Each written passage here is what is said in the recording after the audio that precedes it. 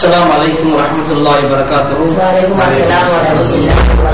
சுன்னத் ஜமாத் பேரியக்கம் மும்பை கிளையின் சார்பாக ஏற்பாடு செய்யப்பட்டுள்ள நிகழ்ச்சியில் ஒரு பகுதியாக இஸ்லாமிய மார்க்க சம்பந்தப்பட்ட கொள்கை சம்பந்தப்பட்ட கேள்வி பதில் நிகழ்ச்சி தொடங்க இருக்கின்றது. இந்த நிகழ்ச்சிக்கு வருகிற அனைவரையும் பேரியக்கத்தின் சார்பாக வருகிறவர்களை வரவேற்று இந்த நிகழ்ச்சியை தொடங்குமாறு கேட்டுக்கொள்கிறேன். அஸ்ஸலாமு அலைக்கும் வரஹ்மத்துல்லாஹி வபரகாத்துஹு. என் பேர் ஜுனைத். என் கேள்வி வந்து தன்மீமி சுல் குறைசர் என்பவர் யார்? அவர் பின் வந்த சந்ததிகள் யார்? வரஹ்மத்துல்லாஹி வபரகாத்துஹு. அல்ஹம்துலில்லாஹி ரப்பில் ஆலமீன். வஸ்ஸலாத்து வஸ்ஸலாமு அலா சய்யிதினா முஹம்மதின் வ அலா ஆலிஹி வ ஸஹ்பிஹி அஜ்மஈன். وما توفيقي إلا بالله لا حول ولا قوة إلا بالله العلي العظيم. سبحانك لا علم لنا إلا ما علمتنا إنك أنت العليم الحكيم. இந்த கேள்வி பதில் நிகழ்ச்சிக்கு வருகை புரிந்திருக்கின்ற கண்ணியத்திற்குரிய உலமா பெருமக்களே, அன்பார்ந்த பெரியோர்களே, இளைஞர்களே, இந்த சிறப்பு மிக்க நிகழ்வுக்கு ஏற்பாடு செய்திருக்கின்ற சுன்னத் ஜமாத் பேரியக்கம் மும்பை கிளையை சார்ந்த போற்றுதலுக்குரிய நிர்வாகிகளே, புனிதமான நிகழ்வில் நம்மையெல்லாம் பங்கெடுக்க செய்து நல்லதை சொல்லவும் கேட்கவும் வாய்ப்பளித்த எல்லாம் வல்ல இறைவனை போற்றி புகழ்ந்து எனதுரையை தொடங்குகின்றேன். இப்போ முதலாக ஒரு கேள்வி வைக்கப்பட்டிருக்கிறது. துல்ஹுவைசிரா அத்தமீமி என்பவர் யார்? அவருடைய சந்தேகங்கள் இப்பொழுது இருக்கிறார்களா? அப்படியான அவர்கள் யார் அப்படிங்கறத அவங்க கேள்வி வச்சிருக்கிறாங்க. இந்த துல்ஹுவைசிரா தமீமி யார் அப்படிங்கறத நாம் முதலாக தெரிந்து கொள்ளணும். நபிகள் நாயகம் ஸல்லல்லாஹு அலைஹி வஸல்லம் அவர்கள் ஒரு யுத்தத்துல கிடைத்த பொருட்களை பங்கீடு செஞ்சுட்டு இருக்கும் பொழுது ஒருவர் வர்றாங்க. அவர் தான் இந்த துல்ஹுவைசிரா தமீமி. நபிகள் நாயகம் ஸல்லல்லாஹு அலைஹி வஸல்லம் அவர்களை முறையிடுறாரு, "யஅதில் யா முஹம்மத்" அப்படிங்கிறார். முஹம்மது அவர்களே, நீங்க இந்த பங்கீடு செய்வதில் நீளமாக நடந்து கொள்ளுங்க. அருகில் அவங்களுக்கு கோபம் வந்துருச்சு, வாய் எடுக்கிறாங்க. ஏன்னா அல்லாஹ்வுடைய ஒரு தூதரை பார்த்து நீளமாக நடந்து சொல்லவே கூடாது. ஏன்னா அல்லாஹ்வுடைய ரசூல் என்றாலே நீளமாக தான் நடப்பாங்க. நீளமா நடக்கக்கூடியவங்களை தான் அல்லாஹ் தஆலா ரசூல் அனுப்பி வைப்பான். அவங்க நீளமா நடப்பாங்களா இல்லாத ஒரு சந்தேகம் வந்தா அவங்க அல்லாஹ் விஷயத்திலேயே சரியா புரியலான்னு வந்துடும். காரணம் என்ன? ஒரு நீளமா நடக்க முடியாத ஒருவரை தான் அல்லாஹ்வே தன்னுடைய தூதர் அனுப்பி வைத்தா அப்படிங்கிற வந்துடும். அப்ப இங்க இறைவனை குற்றம் சுமத்துவமா வந்துடும். அதே போல ஒரு இறை தூதர் என்றால் அவர் நீளமானவராகத்தான் இருக்க வேண்டும். அப்பொழுதுதான் அவர் இறை தூதராக இருக்க முடியும். அந்த நிலையில் நீ நீளமா நடங்க அப்படின்னு சொல்வதுங்கிறது ஈமானுக்கு ஆபத்துங்க. அதனாலதான் உமர் ரலியல்லாஹு அவர்கள் வாழ இருக்கிறார்கள். ஒரு வீரம் செல்லலாம் சொன்னாங்க, உமர் அவர்களே இவரை விட்டுருங்க. காரணம், இவர் இந்த கொள்கையில இப்படி இருக்கிறாங்கன்னா இவர் ஒருவர் மட்டுமே இப்படி இருக்க போறதில்லை. இவருக்கு பின்னால நிறைய பேர் வரப்போறாங்க, இவருடைய வழிமுறை பின்னால் வரப்போறாங்க அப்படின்னு சொல்லிட்டு அவருடைய அடையாளங்கள் என்ன நாம் செல்லலாம்னு சொல்றாங்க. அவங்க குர்ஆனை ஓதுவாங்க, ஆனா நான் இஜாவிஸு தராபியவும் அவர் ஓதுகிற அந்த குர்ஆன் அவருடைய தொண்டைகளை விட்டு கீழே இறங்காது அப்படின்னு சொன்னாங்க. அதே போல மார்க்கத்தை விட்டு இவர்கள் வெளியேறி விடுகிறார்கள். எப்படின்னு சொன்னாக்கா, வில்லிலிருந்து அம்பு எப்படி வேகமா போயிடுது அந்த மாதிரி இவர்கள் மார்க்கத்தை விட்டு வேகமா போயிடுவாங்க என்றெல்லாம் அடையாளம் சொன்னாங்க. இப்போ சஹாபா பெருமக்கள் கேட்டாங்க, யாரும் சொல்லலாம் இப்படி ஒரு கூட்டம் இவருக்கு பின்னால் வரப்போகுதுன்னு சொன்னீங்களே, மாசீமாகும் அவருடைய அடையாளம் என்ன அப்படின்னாங்க. இவர் நபிகள் ஸல்லல்லாஹு சொன்னாங்க, அத்தஹ்லீக் மொட்டை அடித்தல் அப்படின்னு சொன்னாங்க. இந்த ஹதீஸ் புகாரில பதிவு செய்யப்பட்டிருக்கு. நபிகள் ஸல்லல்லாஹு அவர்கள் துல்ஹுவைசிரா அத்தமீமி அப்படிங்கிறவரை அடையாளம் காட்டி இவருடைய கொள்ளை சார்ந்தவங்களா பின்னால் வருவாங்கன்னாங்கல்ல. இன்னைக்கு நீங்க பார்க்கலாம், இன்னைக்கு அவங்க நபிகள் ஸல்லல்லாஹு அவர்களை மதிக்காத கூட்டம், அது மொட்டை அடிக்கிற கூட்டம் பாத்தீங்கன்னாக்கா இப்ப தமிழ் ஜமாத்துக்காரங்க தான் இப்ப இருக்கிறாங்க நமக்கு தெரிஞ்சு. ஏன்னா இந்த கொள்கையில பல பேர் இருக்கிறாங்க. இன்னைக்கு இந்த மகாபியெல்லாம் இருக்கிறாங்கல்ல, அவங்களுக்கு இந்த ஹதீஸ் பொருந்தும். ஏன்னா அவங்களாம் குர்ஆன்ங்கிறாங்க, அவங்களுக்கு குர்ஆன் சம்பந்தமே கிடையாது. குர்ஆன் வசனத்தை ஓதுறாங்க அல்ல தஞ்சமா படிக்கிறாங்களே தவிர அவங்களுடைய தொண்டைகளோடு கீழே இறங்கவே கிடையாது. அப்படி இறங்கினா அவங்க நேர்வழிக்கு வந்திருப்பாங்க மகாபிகள்லாம். அப்ப இது இந்த ஹதீஸ் எல்லா மகாபிகளுக்கும் பொருந்துங்க. அதே போல ஹவாரிஜிகள் ஒரு கூட்டம் இருந்துச்சு, அந்த ஹவாரிஜிகளுக்கு இது பொருந்தும். உஸ்மான் ரலியல்லாஹு அன்ஹு அவங்கள ஷஹீதாக்குனாங்கல்ல, அந்த கூட்டம் ஹவாரிஜின் கூட்டம், இஸ்லாத்திலிருந்து வெளியேறிய கூட்டம், அவர்களுக்கும் இந்த ஹதீஸ் பொருந்தும். கியாமத் நாள் வரைக்கும் இந்த வஹாபியத்து சிந்தனை உள்ள எல்லாருக்குமே இது பொருந்தத்தான் செய்யும். ஆனால் இந்த மொட்டை அடித்தல் அப்படிங்கிற அடையாளம் தப்லீக் ஜமாத்தினருக்கு மட்டும் தான் நம்ம பார்க்கிறோம். அதனால அவர்கள் மட்டுமே இந்த ஹதீஸுக்கு பொருத்தமானவர்கள் அப்படிங்கிறது இல்லை, இந்த கொள்கைகள் உள்ள எல்லோருக்குமே பொருந்தும். அப்போ குறிப்பா சொன்னா இது வஹாபிகளை அடையாளம் காட்டுகிற ஹதீஸ் அப்படின்னு நாம் புரிந்து கொள்ளலாம். பீஜர் தர்ஜுமாவின் அசிங்கங்கள் என்ற தலைப்பிலும் இவர்களுக்கு உருவம் உண்டா என்ற தலைப்பிலும் விவாதம் நடந்தது ஏன்? இப்பொழுது சகோதரர் கேள்வி வச்சாங்க. சென்னையில போன வருடம் விவாதம் நடந்தது, 4 தலைப்புகள் நடந்தது. அதுல 2 தலைப்பை உங்க சுட்டி காட்டி இந்த தலைப்புகளில் ஏன் விவாதம் நடந்தது அப்படிங்கிற கேள்வியை தான் நீங்க வச்சிருக்கிறாங்க. அது அவங்க சொன்ன விவாத தலைப்பு 2. ஒன்று பிஜே தர்ஜமாவின் அசிங்கங்கள் அப்படின்னு ஒரு தலைப்புங்க, இன்னொன்னு இறைவனுக்கு உருவம் உண்டா அப்படின்னு ஒரு தலைப்பு. இந்த 2 தலைப்புகளும் விவாதம் செய்யப்பட்டது அப்படின்னு கேட்டா இவங்க இந்த திருக்குர்ஆன் அப்படின்னு சொல்லி தர்ஜமாவும் ஒண்ணு எழுதியிருக்கிறாங்க. அதுல அந்த டிஎன்டிஜே சார்பாக அதை வெளியிட்டிருக்கிறாங்க. அந்த நம்ம யாரோட விவாதம் பண்ணமோ அவங்க தான் அதை எழுதியிருக்கிறாரு. அதுல சில அசிங்கமான கருத்துக்களை நிறைய எழுதியிருக்கிறாங்க. 1 அல்ல 2 அல்ல. அசிங்கம்ங்கிறது பல வகை இருக்குது. கொள்கை ரீதியிலான அசிங்கமும் இருக்குது, நடைமுறை சம்பந்தப்பட்ட அசிங்கமும் இருக்குது. நடைமுறை சம்பந்தப்பட்ட அசிங்கமும் எடுத்துக்கிட்டாக்கா எந்த அளவுக்கு அவரு குர்ஆன் வசனத்தை ஆதாரமா காட்டி ஒரு அசிங்கத்தை அரங்கேற்றாரு, அந்த அரங்கத்துக்கு குர்ஆன் வசனத்தை ஆதாரம் காட்டாரு. எப்படி கேட்டா ஒரு குடும்பத்தில் இருக்கக்கூடியவங்க ஆம்பளை பொம்பளை, இன்னொரு குடும்பத்தை சார்ந்த அவங்க அந்நியாய குடும்பம் தான், ஆண்கள் பெண்கள் எல்லாம் ஒன்னா சேர்ந்து உட்கார்ந்து சாப்பிடலாம். அப்ப இவர் ஒரு ஆள் இருக்கிறாரு, அவரோட மனைவி பக்கத்துல அவங்க நண்பர் உட்கார்ந்து இருக்கலாம், நண்பர்கள் மனைவி பார்த்து இவரு உட்கார்ந்து இருக்காரு, எல்லாம் சேர்ந்து உட்கார்ந்து சாப்பிடலாம் அப்படின்னு இருக்கிறாரு. இதே எவ்வளவு பெரிய அசிங்கம். ஏன்னா குர்ஆன்ல அல்லாஹ் தஆலா தனித்து சாப்பிடலாம், கூட்டமா சேர்ந்து சாப்பிடலாம் நல்லா சொல்லி காட்டானே தவிர அந்த கூட்டமா அப்படின்னு இவரை வந்துட்டாருன்னா ஆண்கள் பெண்கள் எல்லாம் கலந்து சாப்பிடலாம் எழுதி வச்சிருக்கிறாரு. அப்ப அங்கே நினைப்பு கூட நம்ம சில வீடுகள்லாம் ரொம்ப விதமா போவோம், கூட்டா தான் சாப்பிடுவோம், ஆண்களா சேர்ந்து கூட்டா சாப்பிடுவோம், அப்படின்னு பெண்களா சேர்ந்து அவங்க கூட்டா சாப்பிடுவாங்க, நம்ம நண்பர்கள் மற்றவங்க கூட்டா சாப்பிடுவோம். இப்படித்தான் இவரும் சொல்லி காட்டானே தவிர ஆனா அந்த தர்ஜமாவுல மேற்கத்திய கலாச்சாரத்துடைய அந்த மேற்கத்திய கலாச்சாரம் பண்பாடு நாகரிகமா அவங்களுக்கு கிடையாது, சட்டத்துல கிடைக்காது.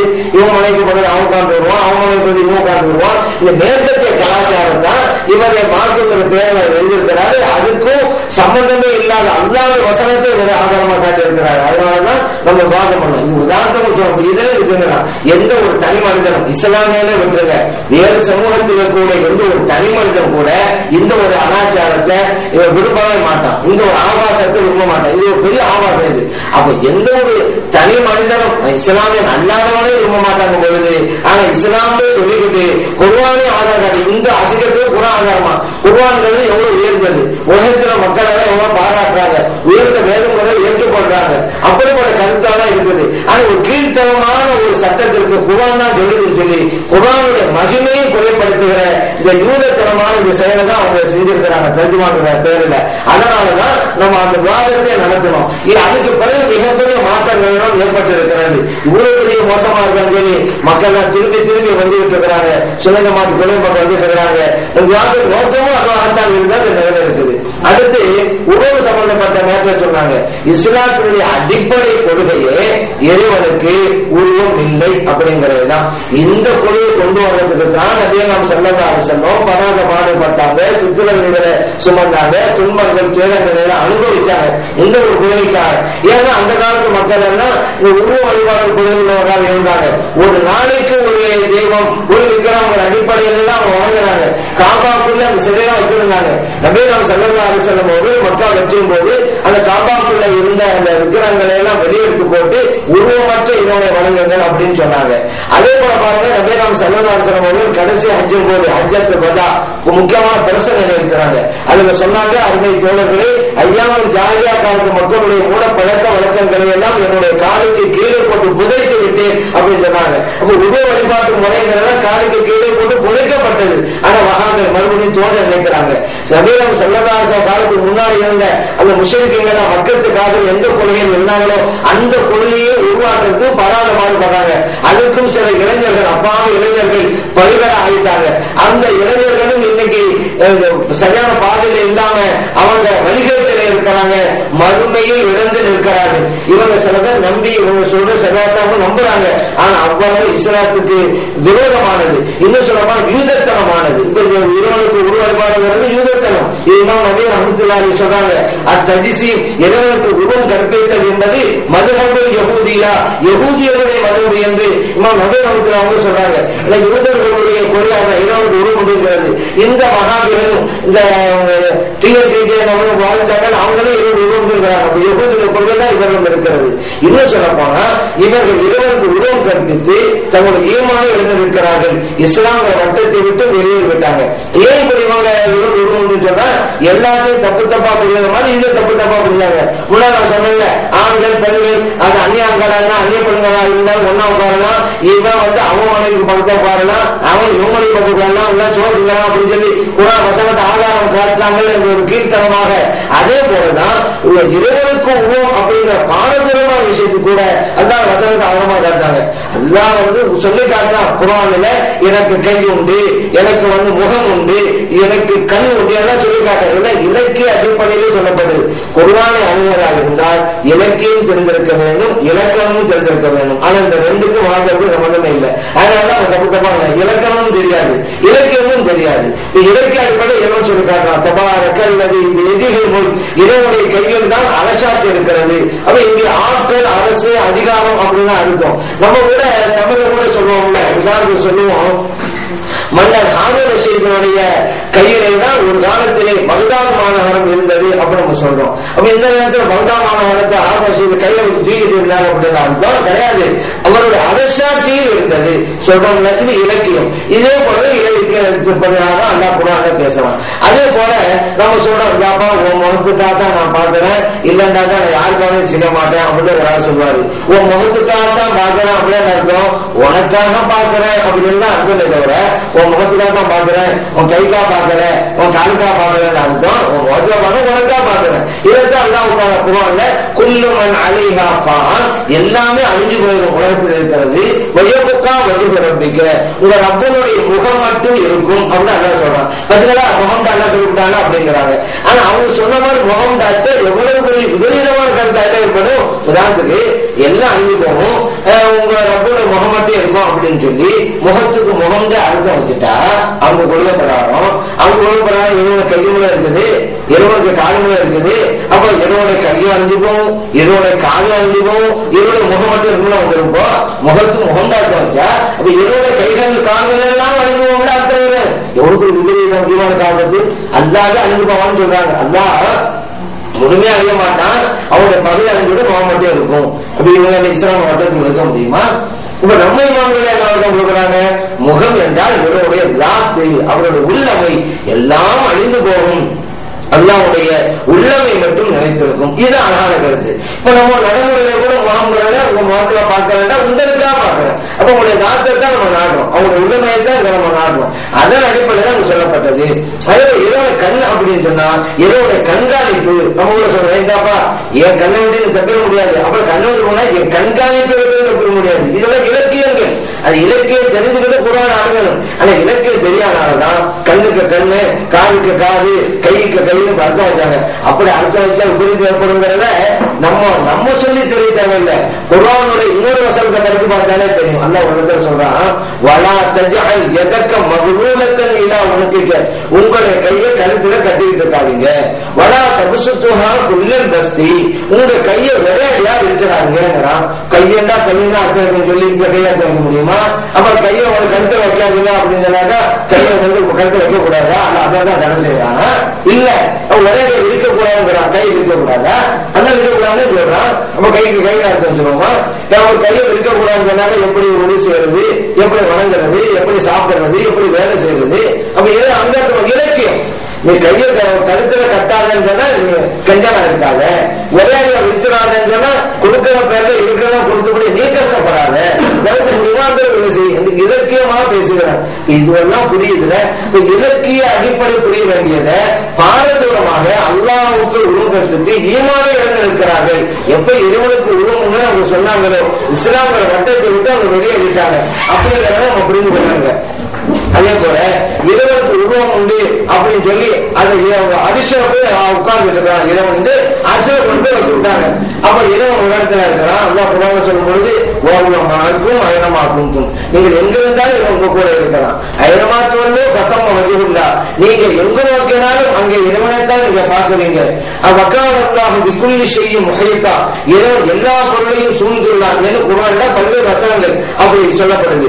நஹ்னு அக்ரபு இலைஹி மின் ஹப்லில் வரீத் மனிதர் உயிர்நாளின் நடப்பை விட நாம் அருகிலே இருக்கிறோம் என்றெல்லாம் வசனம் சொல்லி காட்டுது. இப்படிப்பட்ட இறைவனை அரிசியை கொண்டு போய் தூக்கி வச்சு விட்டாங்க. யாரு? இந்த வஹாபியனா. அவங்க ஒரு உருவத்தை கொடுத்து அவன் அங்க போய் உட்கார்ந்துட்டு இருக்கான் அப்படின்னு ஆக்கி விட்டாங்களா?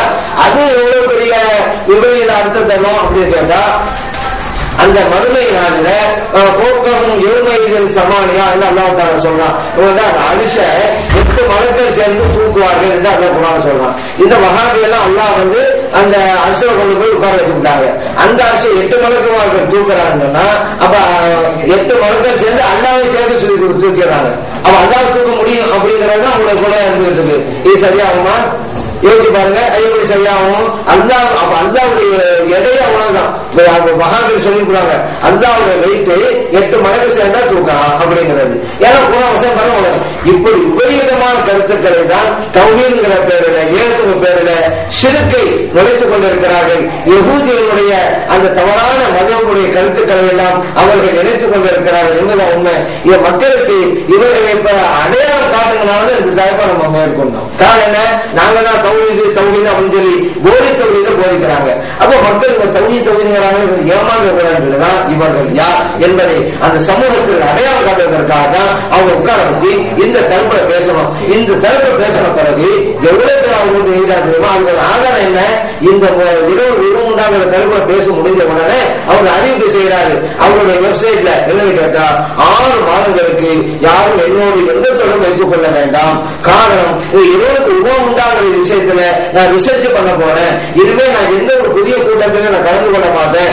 எனக்கு ஒப்புக்கொண்டதை மட்டும் கலந்து கொள்வேன் என்று அறிக்கை விடுகிற அளவிற்கு பாதிப்பை ஏற்படுத்தி விட்டு அந்த அளவுக்கு.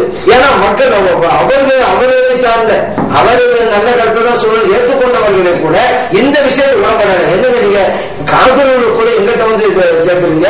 அது தௌஹீதுன்னு சொல்லி கொடுத்த பல வினாக்கலைகள் அங்கும் இங்கு வந்த உடனே இதிலிருந்து தப்பிப்பதற்காக 6 மாதங்கள் என்னோடு யாரும் தொடர்பு கொள்ள வேண்டாம் என்று ஒதுங்கி கொண்டு விட்டார். இது ஒன்றே ஆதாரம் அவர்கள் மிகப்பெரிய பின்னடைவை ஏற்படுத்தி விட்டது அப்படிங்கிறது. அஸ்ஸலாமு அலைக்கும். என்னோட பேர் குலாம் முகமது. தொழுகை சம்பந்தப்பட்ட கேள்வி. ஹனஃபி இமாம் வந்து இமாமுக்கு பின்னாடி சூரே ஃபாத்திஹா ஓத தேவையில்லைன்னு சொல்றாரு. அதே சமயத்தில் சாஃபி இமாம் அவர்கள் தொழுகைக்கு பின்னாடி சூரே ஃபாத்திஹா ஓத வேண்டும் கட்டாய கடமை, தொழுக கூடாதுன்றாரு. ரெண்டுக்கும் உள்ள வேறுபாடுகள். அதாவது இப்ப இவங்க வச்சிருக்கிற கேள்வி ஷாஃபி மதஹ்புல தொழுகையில அல்ஹம்து சூரா ஓதணுங்க, அப்பதான் தொழுகை நிறைவேறும். ஹனஃபி பிரகாரம் ஃபாத்திஹா சூரா ஓத வேண்டிய அவசியம் கிடையாது. இப்ப ஏன் இப்படி ஒரு வேறுபாடு அப்படிங்கிறத உங்களுடைய கேள்வியா இருக்குது. நபியே நாம் ஸல்லல்லாஹு அலைஹி வஸல்லம் அவர்கள் சொன்ன ஹதீஸை ஆய்வு செய்கின்ற போதுதான் இந்த கருத்து வேறுபாடு வருது. குர்ஆனுடைய வசனத்தை ஆய்வு செய்கின்ற போதுதான் இந்த கருத்து வேறுபாடு வருது. ஏன்னா அல்லாஹ் தஆலா குர்ஆனில ஃபக்ரவு மா தயஸ்ஸர மின்ஹு அப்படிங்கிறான். குர்ஆனில எது முடியுமோ அந்த அளவுக்கு ஓதுங்க என்று அல்லாஹ் தஆலா சொல்லி காட்டுறான்.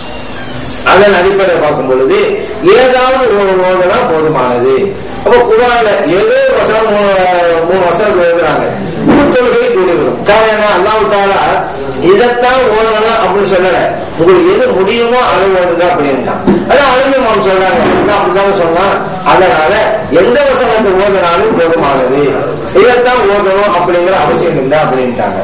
அதே போல அந்த நபி நாம் ஸல்லல்லாஹு அலைஹி வஸல்லம் சொல்லி இருக்காங்களே, லா ஸலாத்த இல்லா பி ஃபாத்திஹத்தில் கிதாப், ஃபாத்திஹா கிதாப் அதான் அல்ஹம்து சூராவை ஓதுனாதான் தொழுகை உண்டு எல்லாமே நாம் ஸல்லல்லாஹு சொல்லிட்டாங்களே அப்படின்னு கேட்டா அதுக்கு ஹனஃபி மார்க்கம் தர்றாங்க, அந்த ஃபாத்திஹா சூராவை ஓதுனாதான் தொழுகை முழுமை பெறும் அப்படின்னு அவங்க சொல்றாங்க. அதனால வாஜிப் அப்படின்னு அந்த கட்டளை கொண்டு வராங்க.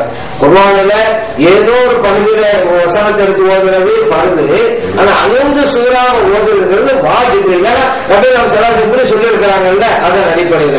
அப்ப அல்ஹம்து சூரா ஓதுனாதான் தொழுகை முழுமை பெறும். அப்ப ஹனஃபி இமாம் என்னதான் சொல்றாங்க, ஓதுங்கிறாங்க.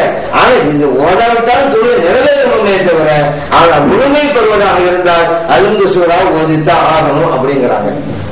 அடுத்து ஷாமி வந்து ஏன் கட்டாயப்படுத்துறாங்க அப்படின்னு கேட்டா, அல்லாஹ் குர்ஆன்ல சொல்றாங்க பக்கரும் மாத்தேசரன் உண்டு, குர்ஆன்ல உங்களுக்கு எது முடியுதோ அதை ஓதுங்க. எதை ஓதுறது?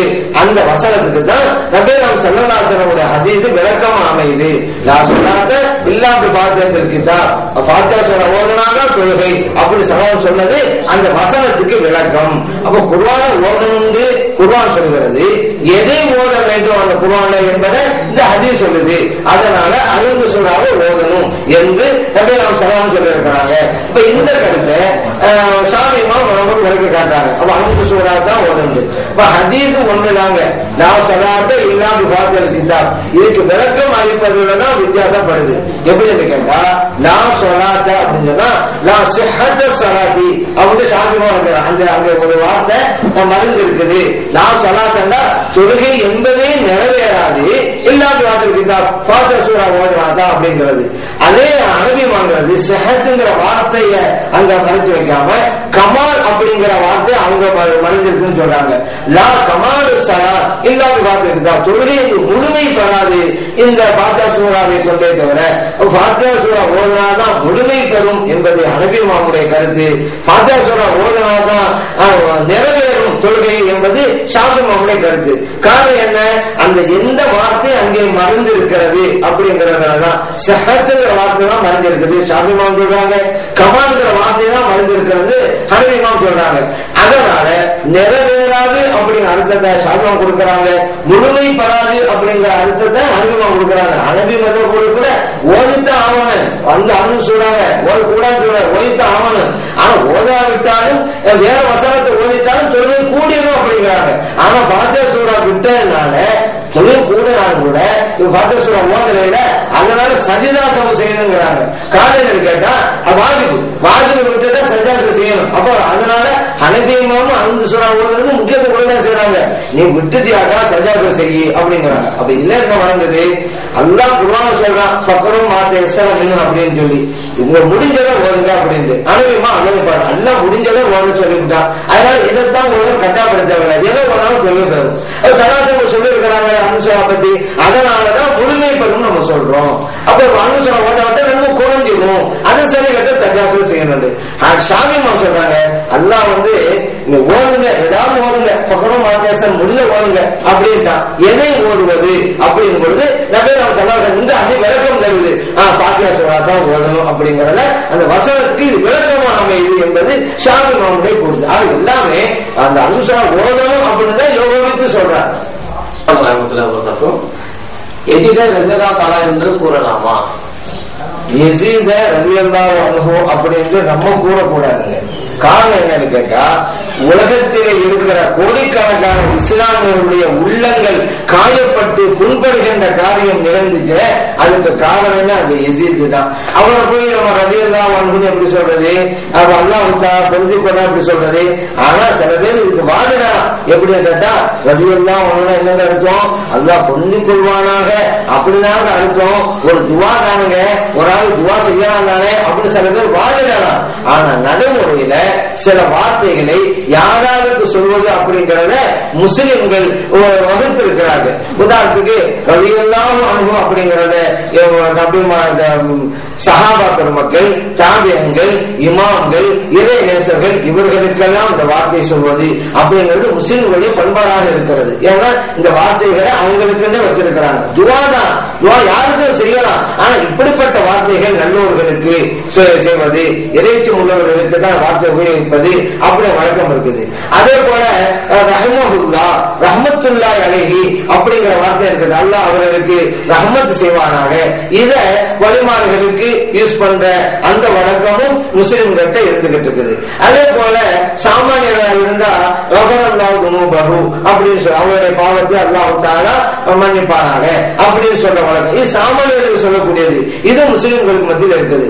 இதுவெல்லாம் துஆவின் அடிப்படையில தான் செய்யறோம். ஆனா ஏற்கனவே சொன்ன மாதிரி ரலியல்லாஹு அன்ஹுங்கிறது சஹாபா பெருமக்கள், இமாம்கள், மற்ற உயர்ந்த இறை நேசர்களுக்கு அது சொல்லிக்கிட்டு இருக்கிறதுனால அந்த வார்த்தையை யஸீதுக்கு சொல்ல பொருத்தம் இல்லை. காரணம், இமாம் ஹுசைன் ரலியல்லாஹு அவர்கள் நபி ஸல்லல்லாஹு அலைஹி வஸல்லம் அவருடைய பேரப்பிள்ளை. அதே போல ஃபாத்திமா ரலியல்லாஹு அன்ஹா அவர்களுடைய அருமை மகனார், சொர்க்கத்து இளைஞர்களுக்கெல்லாம் தலைவராக இருக்கக்கூடியவர்கள். அப்படிப்பட்ட ஹுசைன் ரலியல்லாஹு அன்ஹு ஷஹீதாக்கப்பட்டதுக்கு அந்த யஸீத் தான் காரணமா இருந்தாரு.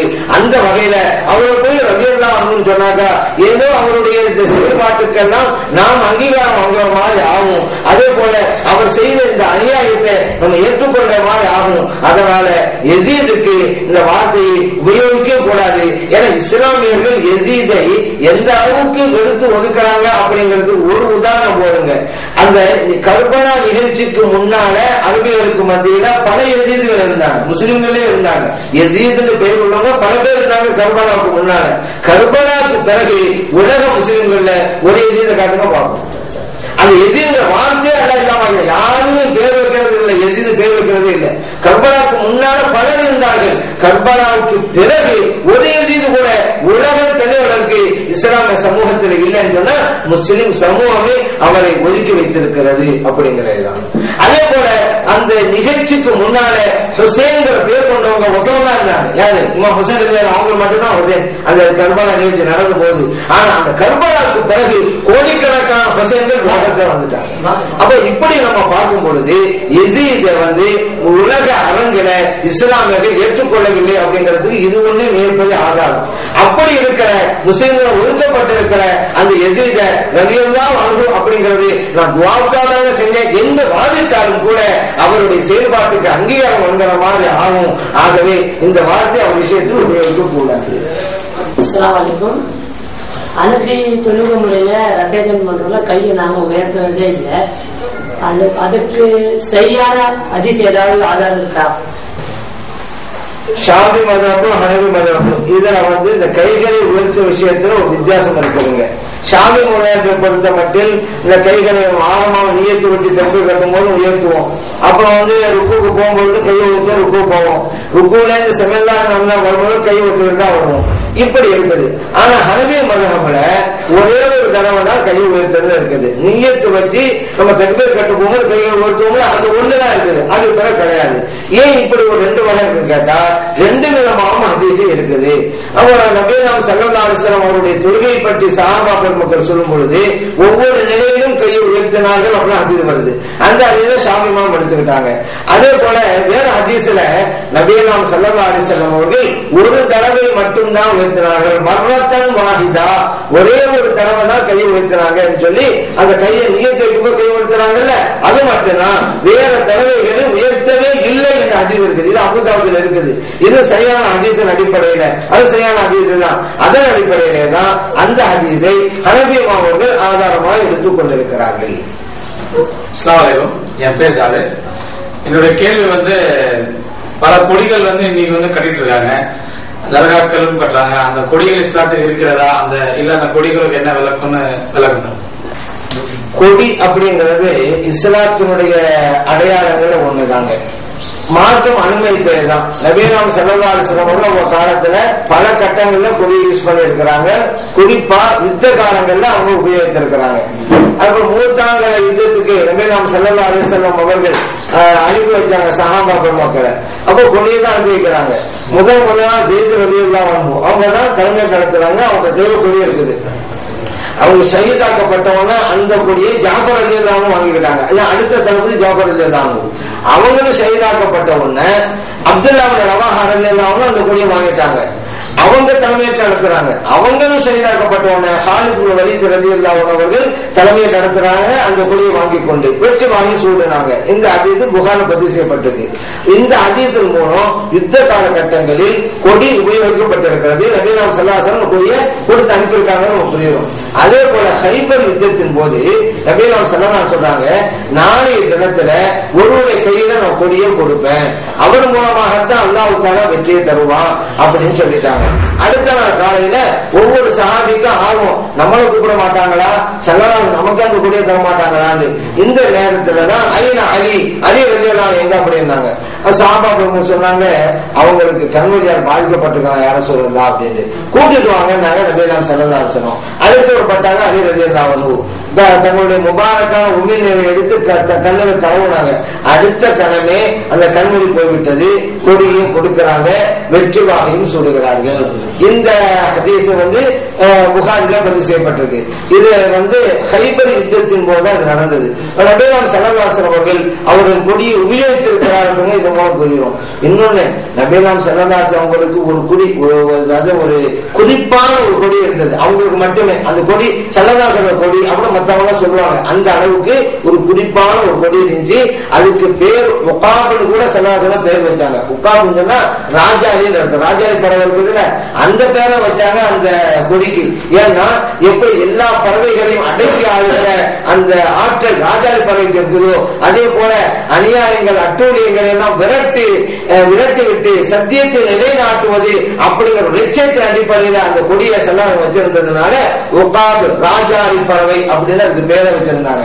அப்படி ஒரு கொடி அவர்களுக்கு இருந்தது. நபிகள் ஸல்லல்லாஹு அலைஹி வஸல்லம் அவர்கள் மக்கா வெற்றியின் போது மக்காவுக்குள்ள நுழைகிறாங்க. வெற்றி அடைஞ்சாச்சு. வெற்றியின் அடையாளமாக நபிகள் ஸல்லல்லாஹு அலைஹி வஸல்லம் அவர்கள் கொடியை கொடுத்து ஒரு குறிப்பிட்ட இடத்துல ஊண்ட சொல்றாங்க. ஹஜூன் அப்படின்னு அந்த இடம் பேரு, ஒரு மலைக்கு மேல.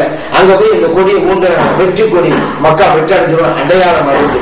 அந்த கொடி எங்க ஊண்டப்பட்டதோ இன்னைக்கு கூட பள்ளியாசம் இருக்குது. சரி, இந்த ஸல்லல்லாஹு அலைஹி வஸல்லம் அவர்கள் ஒரு கொடியை கொடுத்து ஹஜூன் இடத்துல ஊன்றுங்க வெற்றியின் அடையாளம் சொன்னாங்கல்ல, இந்த ஹதீஸ் புகாரிலே பதிவு செய்யப்பட்டிருக்கு. மக்காவிலே கொடியை ஏற்றுகிறார்கள். ஏன் ஏற்றுவாங்க? மக்கா வெற்றி வாகை சூடிட்டோம் அப்படிங்கிறது தான். அந்த இடத்தின் அடையாளமாகத்தான் இன்னைக்கு கூட அந்த இடத்துல ஒரு பள்ளிவாசலே கட்டப்பட்டிருக்கு. பொதுவாக இந்த முக்கியமான நிகழ்ச்சிகள் எங்கெல்லாம் நடக்கணும் அங்கெல்லாம் ஒரு பள்ளிவாசலை கட்டி விடுவாங்க நினைவார்த்தமாக. மக்களை பார்க்கலாம், ஒரு பள்ளிவாசல் பேர் மஸ்ஜிதுல் ஜின், ஜின் பள்ளிவாசல் பேரு. ஏன் அந்த இடத்துல ஒரு பள்ளிவாசல் கட்டி பேர் வச்சான்னு கேட்டா, ஜின்கள்லாம் நபிகள் ஸல்லல்லாஹு அலைஹி வஸல்லம் அவங்ககிட்ட குர்ஆன் ஓதுவதெல்லாம் கேட்டது. அது இதுல பாக்குறோம். அல்லாஹ் குர்ஆனே சொல்றான், இஸ்தமஅ நஃபரும் மினல் ஜின்னி, அல்லாஹ் குர்ஆன்ல சொல்றான் சூரத்துல் ஜின்ல. ஜின்கள்லாம் நபிகள் ஸல்லல்லாஹு அலைஹி வஸல்லம் அவங்ககிட்ட குர்ஆன் ஓதுவதை கேட்டன. இந்த நிகழ்ச்சி எந்த இடத்துல நடந்ததோ அங்கதான் ஒரு பள்ளிவாசலை கட்டி ஜின் பள்ளிவாசல் அப்படின்னா இந்த இடத்துல அது நடந்திருக்கிறது ஒரு அடையாளம். அதே போல நபிகள் ஸல்லல்லாஹு அலைஹி வஸல்லம் வெற்றி கொடி ஊண்ட சொன்னாங்கல்ல, அந்த அடையாளமான ஒரு பள்ளிவாசல். அந்த பள்ளிக்கு பேரு மஸ்ஜிதுல் லிவா, கொடி பள்ளின்னு அர்த்தம். இன்னைக்கு ஒரு பள்ளிவாசல் இருக்குது. அப்ப நபிகள் ஸல்லல்லாஹு அலைஹி வஸல்லம் அவர்கள் வெற்றியின் அடையாளமாக கொடி ஊண்ட சொன்னாங்கல்ல, அதன் அடிப்படையிலே தான் தர்காக்கள் எல்லாம் கொடி ஏற்றப்பட்டது. ஏன்னா வெற்றியின் அடையாளம். மக்கள் அங்க இருக்க இந்தியாவில் இருந்த மக்கள் எல்லாம் அவங்க குஃப்ர்லயும் ஷிர்க்லயும் இருந்தாங்க. அப்ப இறை நேசர்கள் தான் ஒவ்வொரு ஊருக்கும் வர்றாங்க, வந்து இஸ்லாத்தை போதிக்கிறாங்க. அந்த மக்கள் அதை ஏற்றுக்கொள்றாங்க. பிறகு பள்ளிவாசல் கட்டப்படுகிறது, எல்லாரும் வணங்க வைக்கிறாங்க. இப்படி ஒரு சூழ்நிலை ஏற்படுத்துற உடனே அது வெற்றியின் அடையாளம் தானே. அதனாலதான் இந்த இறை நேசர்கள் நல்லடக்கம் செய்யப்பட்ட இடங்களில் எல்லாம் குடியேற்றப்படுகிறது வெற்றி அடையாளமாக. ஏன்னா இந்த இறைநேசர் வருகையால் தான் இங்கே இஸ்லாம் கிடைத்தது. இந்த இறைநேசர் வருகையால் தான் அல்லாஹ் நாம் புரிஞ்சு கொண்டோம். இந்த இறைநேசர் வருகையால் தான் ஹதீஸ் கிடைச்சிச்சு. அப்படிங்கிறதுனாலதான் வெற்றியின் அடையாளமான தர்காக்களில் கொடி பறக்கிறது. ஆனா இன்னைக்கு பெரிய ஒரு வருத்தத்தக்க விஷயம் இருக்குன்னா, தர்காக்கள் ஒரு கொடி 2 கொடின்னு பறக்கும். இது கோய்க்கு என்ன ஆதாரம் கூடுமா அப்படின்னா பெரிய சத்தம் போட்டவங்கன்னா இன்னைக்கு அத்தகைய மகாவி கூட்டம் எல்லாம் ரோட்டுக்கு ரோடு கொடியா எடுத்து வைக்கிறாங்க. ஒரு மாநாடு நடத்தினா ஆயிரக்கணக்கான கொடி வைக்கிறாங்க. இது என்ன கொடுமை? ஒரு கொடிக்கு ஆதாரம் கேட்டுவிட்டு ஆயிரக்கணக்கான கொடி எடுத்து வைக்கிறாங்க. எவ்வளவு பெரிய வீண் விலை என்பது. இதே வாங்கினே இந்த மகாவியோட கொள்கைக்கும் இஸ்லாத்துக்கும் சம்பந்தமே கிடையாதுன்னு போகணும். அவங்களுடைய வாதத்திற்கும் இஸ்லாத்துக்கும் சம்பந்தமே இல்லை. ஒரு கொடி கூடுமான்னு கேட்டவர்கள் ஆயிரக்கணக்கான கொடி வச்சு ஏன் இஸ்லாம் செய்யணும்? என்ன ஆதாரம்? இப்ப கொடியை பத்தி யாரும் வாய் திறக்கல. ஏன் நம்ம தர்காக்கள்ல கொடி ஏற்றுறதுன்னா அது வெற்றியின் அடையாளம். நபிகள் ஸல்லல்லாஹு அலைஹி வஸல்லம் வெற்றியின் அடையாளமாக ஃபத்வா மக்காவின் போது மக்காவிலே ஒரு கொடியை ஊண்டினார்கள். புகாரியில் இடம்பெற்ற ஹதீஸ் அடிப்படையிலே தான் இவர் தர்காக்கள் எல்லாம் கொடி பறக்கிறது அப்படிங்கறத நாம் அறிந்து கொள்வோம். 73 பிரிவுகளாக பிரிந்திருக்கிறாங்க இஸ்லாம்ல. அதுல யார் சொர்க்கத்துக்கு போவார்கள்? அப்படி ஒருவர் யாராவது சென்றால் மற்றவர்களும் சொர்க்கத்துக்கு போவார்களா இல்லையா? ஒரு சகோதரர் கேள்வி கேட்டாங்க. அதாவது நபிகள் ஸல்லல்லாஹு அலைஹி வஸல்லம் எனது உம்மத்தில 73 பிரிவினர்களா பிரிவாங்க, ஒரு பிரிவினர் தான் சொர்க்கத்துக்கு போவாங்க அப்படின்னு சொல்லி இருக்கிறாங்க. மீதமுள்ள 72 சொர்க்கத்துக்கு அறவே போகாதா, அல்லது அவங்க செஞ்ச தவறுகள் பாவங்களுக்கு தகுந்தவாறு அவங்க அனுபவிச்சுட்டு நரகத்துல கடைசியில சொர்க்கம் போயிடுவாங்களா அப்படிங்கறது அவங்களுடைய கேள்வி. நபிகள் ஸல்லல்லாஹு அலைஹி வஸல்லம் சொன்ன ஹதீஸ் திருமிதியில பதிவு செய்யப்பட்டிருக்கு. உம்மத்தி அலா சலாசி வசபைன், என்னுடைய உம்மத்தினர்கள் 73 பிரிவினர்களா பிரிவாங்க. குல்லுஹும் ஃபின்னார், எல்லாரும் நரகத்துக்கு தான் போவாங்க. இல்லா மில்லத்தின் வாஹிதா, ஒரே ஒரு கூட்டத்தை தவிர. அந்த கூட்டம் எது யார சொல்லலாம்? சஹாபாக்கள் மக்கள் கேட்டாங்க. அப்படியே நம்ம ஸல்லல்லாஹு அலைஹி வஸல்லம் சொன்னாங்க, மா அன அலைஹி வஸஹாபி, நானும் எனது தோழர்களும் எந்த பாதையில இருக்கிறோமோ அந்த பாதையிலே செல்லக்கூடியவர்கள். இந்த ஹதீஸ் திருமதியில பதிவு செய்யப்பட்டிருக்கு. இந்த ஹதீஸ் அடிப்படையில நம்ம கேள்வி வந்திருக்கு. ஒரு கூட்டம் தான் சொர்க்கம் போக போது, வெற்றி பெறும் கூட்டம். மீது 72 சொர்க்கம் போகல. இது நிரந்தரமா? இவங்க அறவே போக மாட்டாங்களா? அதுக்கு நிரந்தரமான நரகம் தானா அப்படிங்கறத கேள்வி. அல்லது சில காலம் கழிச்சு போயிடுவாங்களா? இவங்க நிரந்தரமாக நரகத்தில் இருக்கக்கூடியவர்கள் தான்ங்கிறத நாம் புரிஞ்சு கொண்டுங்க. இந்த ஒரு கூட்டம் சொன்னோம்ல, அந்த ஒரு கூட்டம் தான் சொர்க்கத்துக்கு போகும். அந்த சொர்க்கத்து போகிறதுல அதுல ஏற்றத்தாழ்வு உண்டு. நேரடியாகவே சொர்க்கத்துக்கு போறவங்க இருப்பாங்க அது ஒரு கூட்டத்துல. அந்த ஒரு கூட்டத்துல ஏதாவது தப்பு தண்டா பண்ணிருந்தா, பாவம் பண்ணிருந்தா, அதுக்குண்டான தண்டனைகளை அனுபவிச்சுட்டு, அதான் நாடுனா அதை அனுபவிச்சுட்டு கடைசியில போயிடுவாங்க சொர்க்கத்துக்கு. அப்ப வெற்றி பெறுகின்ற கூட்டம் சொன்னோமே, அந்த கூட்டம் தான் நேரடியாகவும் செல்லும் சொர்க்கத்துக்கு. சில தவறுகளை செஞ்சிருந்தா தந்தவாறு தண்டனை அனுபவிச்சுட்டு கடைசியில போவாங்க. எல்லாம் அந்த ஒரு கூட்டத்துக்குள்ளதான். இந்த மீதி 72 இருக்குது. இவங்கள் கொள்கையற்று போனவர்கள், ஈமானை இழந்தவர்கள், இஸ்லாமிய வட்டத்தை விட்டு வெளியேறியவர்கள். வெளியில குர்ஆன் பின்பற்ற ஹதீஸ் பின்பற்ற சொல்லிக் கொண்டாலும் கூட, வெளியில நாங்களும் முஸ்லிம்கள் என்று வாதித்துக் கொண்டாலும் கூட, இந்த 72 பிரிவினர்கள் அடிப்படை ஈமானை இழந்தவர்கள். அதனால இவர்கள் நிரந்தரமான நரகத்தை தான் தழுவார்கள்.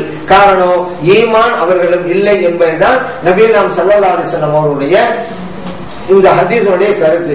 காரணம் என்ன? உதாரணத்துக்கு வச்சுக்கிறோமே, ஒரு எல்லாத்தையும் ஏற்றுக்கொள்றேன் அப்படிங்கிறாரு, கடிமா எல்லாத்தையும் ஏற்றுக்கொண்டாரு, நான் மறுமையை மட்டும் ஒப்புக்கொள்ள மாட்டேன்டாரு வச்சுக்கோங்க. இவர் எப்படி வெற்றி பெற முடியுமா? இன்னொரு ஆளு நான் எல்லாத்தையும் ஒப்புக்கொள்றேன், இந்த மலக்குமார்களை மட்டும் ஒப்புக்கொள்ள மாட்டேன்டாரு, இப்ப இவரு வெற்றி பெற முடியுமா? இவரு மத்ததெல்லாம் ஒப்புக்கொண்டாருன்னு அனுபவிக்கிறது. அடிப்படை விஷயத்துல கரெக்டா இருக்காங்க. அதே போல இறை நேசர்களை திட்டுவது, நபிகள் ஸல்லல்லாஹு அலைஹி வஸல்லம் அவருடைய உள்ளத்தை தூய்மை வேதனைப்படுத்துவது, துன்பப்படுத்துவது, இந்த காரியங்களை ஒருவர் செய்தால் அவரும் நரகத்தை தான் தருவணும். ஏன்னா அல்லாஹ் குர்ஆன்ல சொல்லும்போது நல்லாக வர சொல்லுங்கிறான். அல்லாஹ்வுக்கு நோயை ஏற்படுத்தக்கூடியவங்க, இறைத்தூதர் ஸல்லல்லாஹு அலைஹி வஸல்லம் அவங்களுக்கு வேதனை ஏற்படுத்தக்கூடியவங்க, இவர்களுக்கெல்லாம் கடும் வேதனை உண்டு சொல்றான். இவங்க குர்ஆன் ஹதீஸ் இஸ்லாம் வாயிலில் சொல்லிக் கொண்டாலும் கூட அடிப்படை ஈமான் அவர்கள் இல்லைங்கிறதுனால இவர்கள் நிரந்தரமான வழிகேட்டிற்கு சொந்தக்காரர்கள். வெற்றி பெறுகின்ற அது ஒரு கூட்டம் தான் உடனடியாக செல்லும். சில பேர் பாவத்தின் லேட்டா போவாங்க, ஏன்னா அவங்க கொள்கையை சரியா வளர்த்துக் கொண்டவர்கள் அப்படிங்கறது நான் புரிஞ்சுக்கணும். 12வது அபிலில் மீலாது நபி நாம எல்லாம் கொண்டாடுறோம். இப்ப சில சொல்கிறார்கள் 9 அபில் தான் ரசூலுல்லாஹி ஸல்லல்லாஹு அலைஹி வஸல்லம் பிறந்தார்கள். அதே சமயத்தில் நபிநாயகம் ஸல்லல்லாஹு அலைஹி வஸல்லம் அவர்கள் பிறந்த நாளும் இறந்த நாளும் ஒரே நாளாக இருக்கிறது. பிறந்த நாளில் இருக்கிறது கொண்டாடுறதா இல்ல பிறந்தது கொண்டாடுறதா? சகோதரருடைய கேள்வி நபிகள் ஸல்லல்லாஹு அலைஹி வஸல்லம் அவர்களுடைய பிறப்பு சம்பந்தமாகவும் அதே போல அவருடைய பிறந்த நாள் கொண்டாடுறோம்ல அது சம்பந்தமாக கேள்வி வச்சிருக்காங்க. 2 கேள்வி வச்சிருக்கிறாங்க. முதலாவது கேள்விங்கிறது நபிகள் ஸல்லல்லாஹு அலைஹி வஸல்லம் அவருடைய பிறப்பு எந்த நாளில், சில நாடுடைய வித்தியாசம் சொல்றாங்களே, சில பேர் இன்னைக்கு தான் ரபியுல் பிற இத்தனை, ரபியுல் பிற அத்தனை எப்படிலாம் கருத்து சொல்றாங்களே. ஆனா பிற 12 அன்னைக்கு தான் நம்ம மீலாது நபி நடத்துறோம். அப்ப இந்த கருத்து வேறுபாடு இருக்கிற இது சரி அப்படின்னாங்க. கருத்து வேறுபாடு இருக்கிறது. நபிகள் ஸல்லல்லாஹு அலைஹி வஸல்லம் அவர்கள் பிறந்த தினத்திலே கருத்து வேறுபாடு இருக்கிறது. ஆனால் பெரும்பாலான இமாம்கள் சரியான வரலாறு, சரியான செய்தி என்னவென்று அவங்க சொல்லி தரும் பொழுது ரபியுல் அவ்வல் பிறை 12 அப்படிங்கறத ஊர்ஜிதமா சொல்றாங்க. இந்த பதிவு பல கிதாபுகள் இருக்கு. உதாரணத்துக்கு இப்னு அபி ஷைபான் எடுத்துக்கலாம். இப்னு அபி ஷைபாங்கிறது ஹதீஸ் கிதாபுங்க.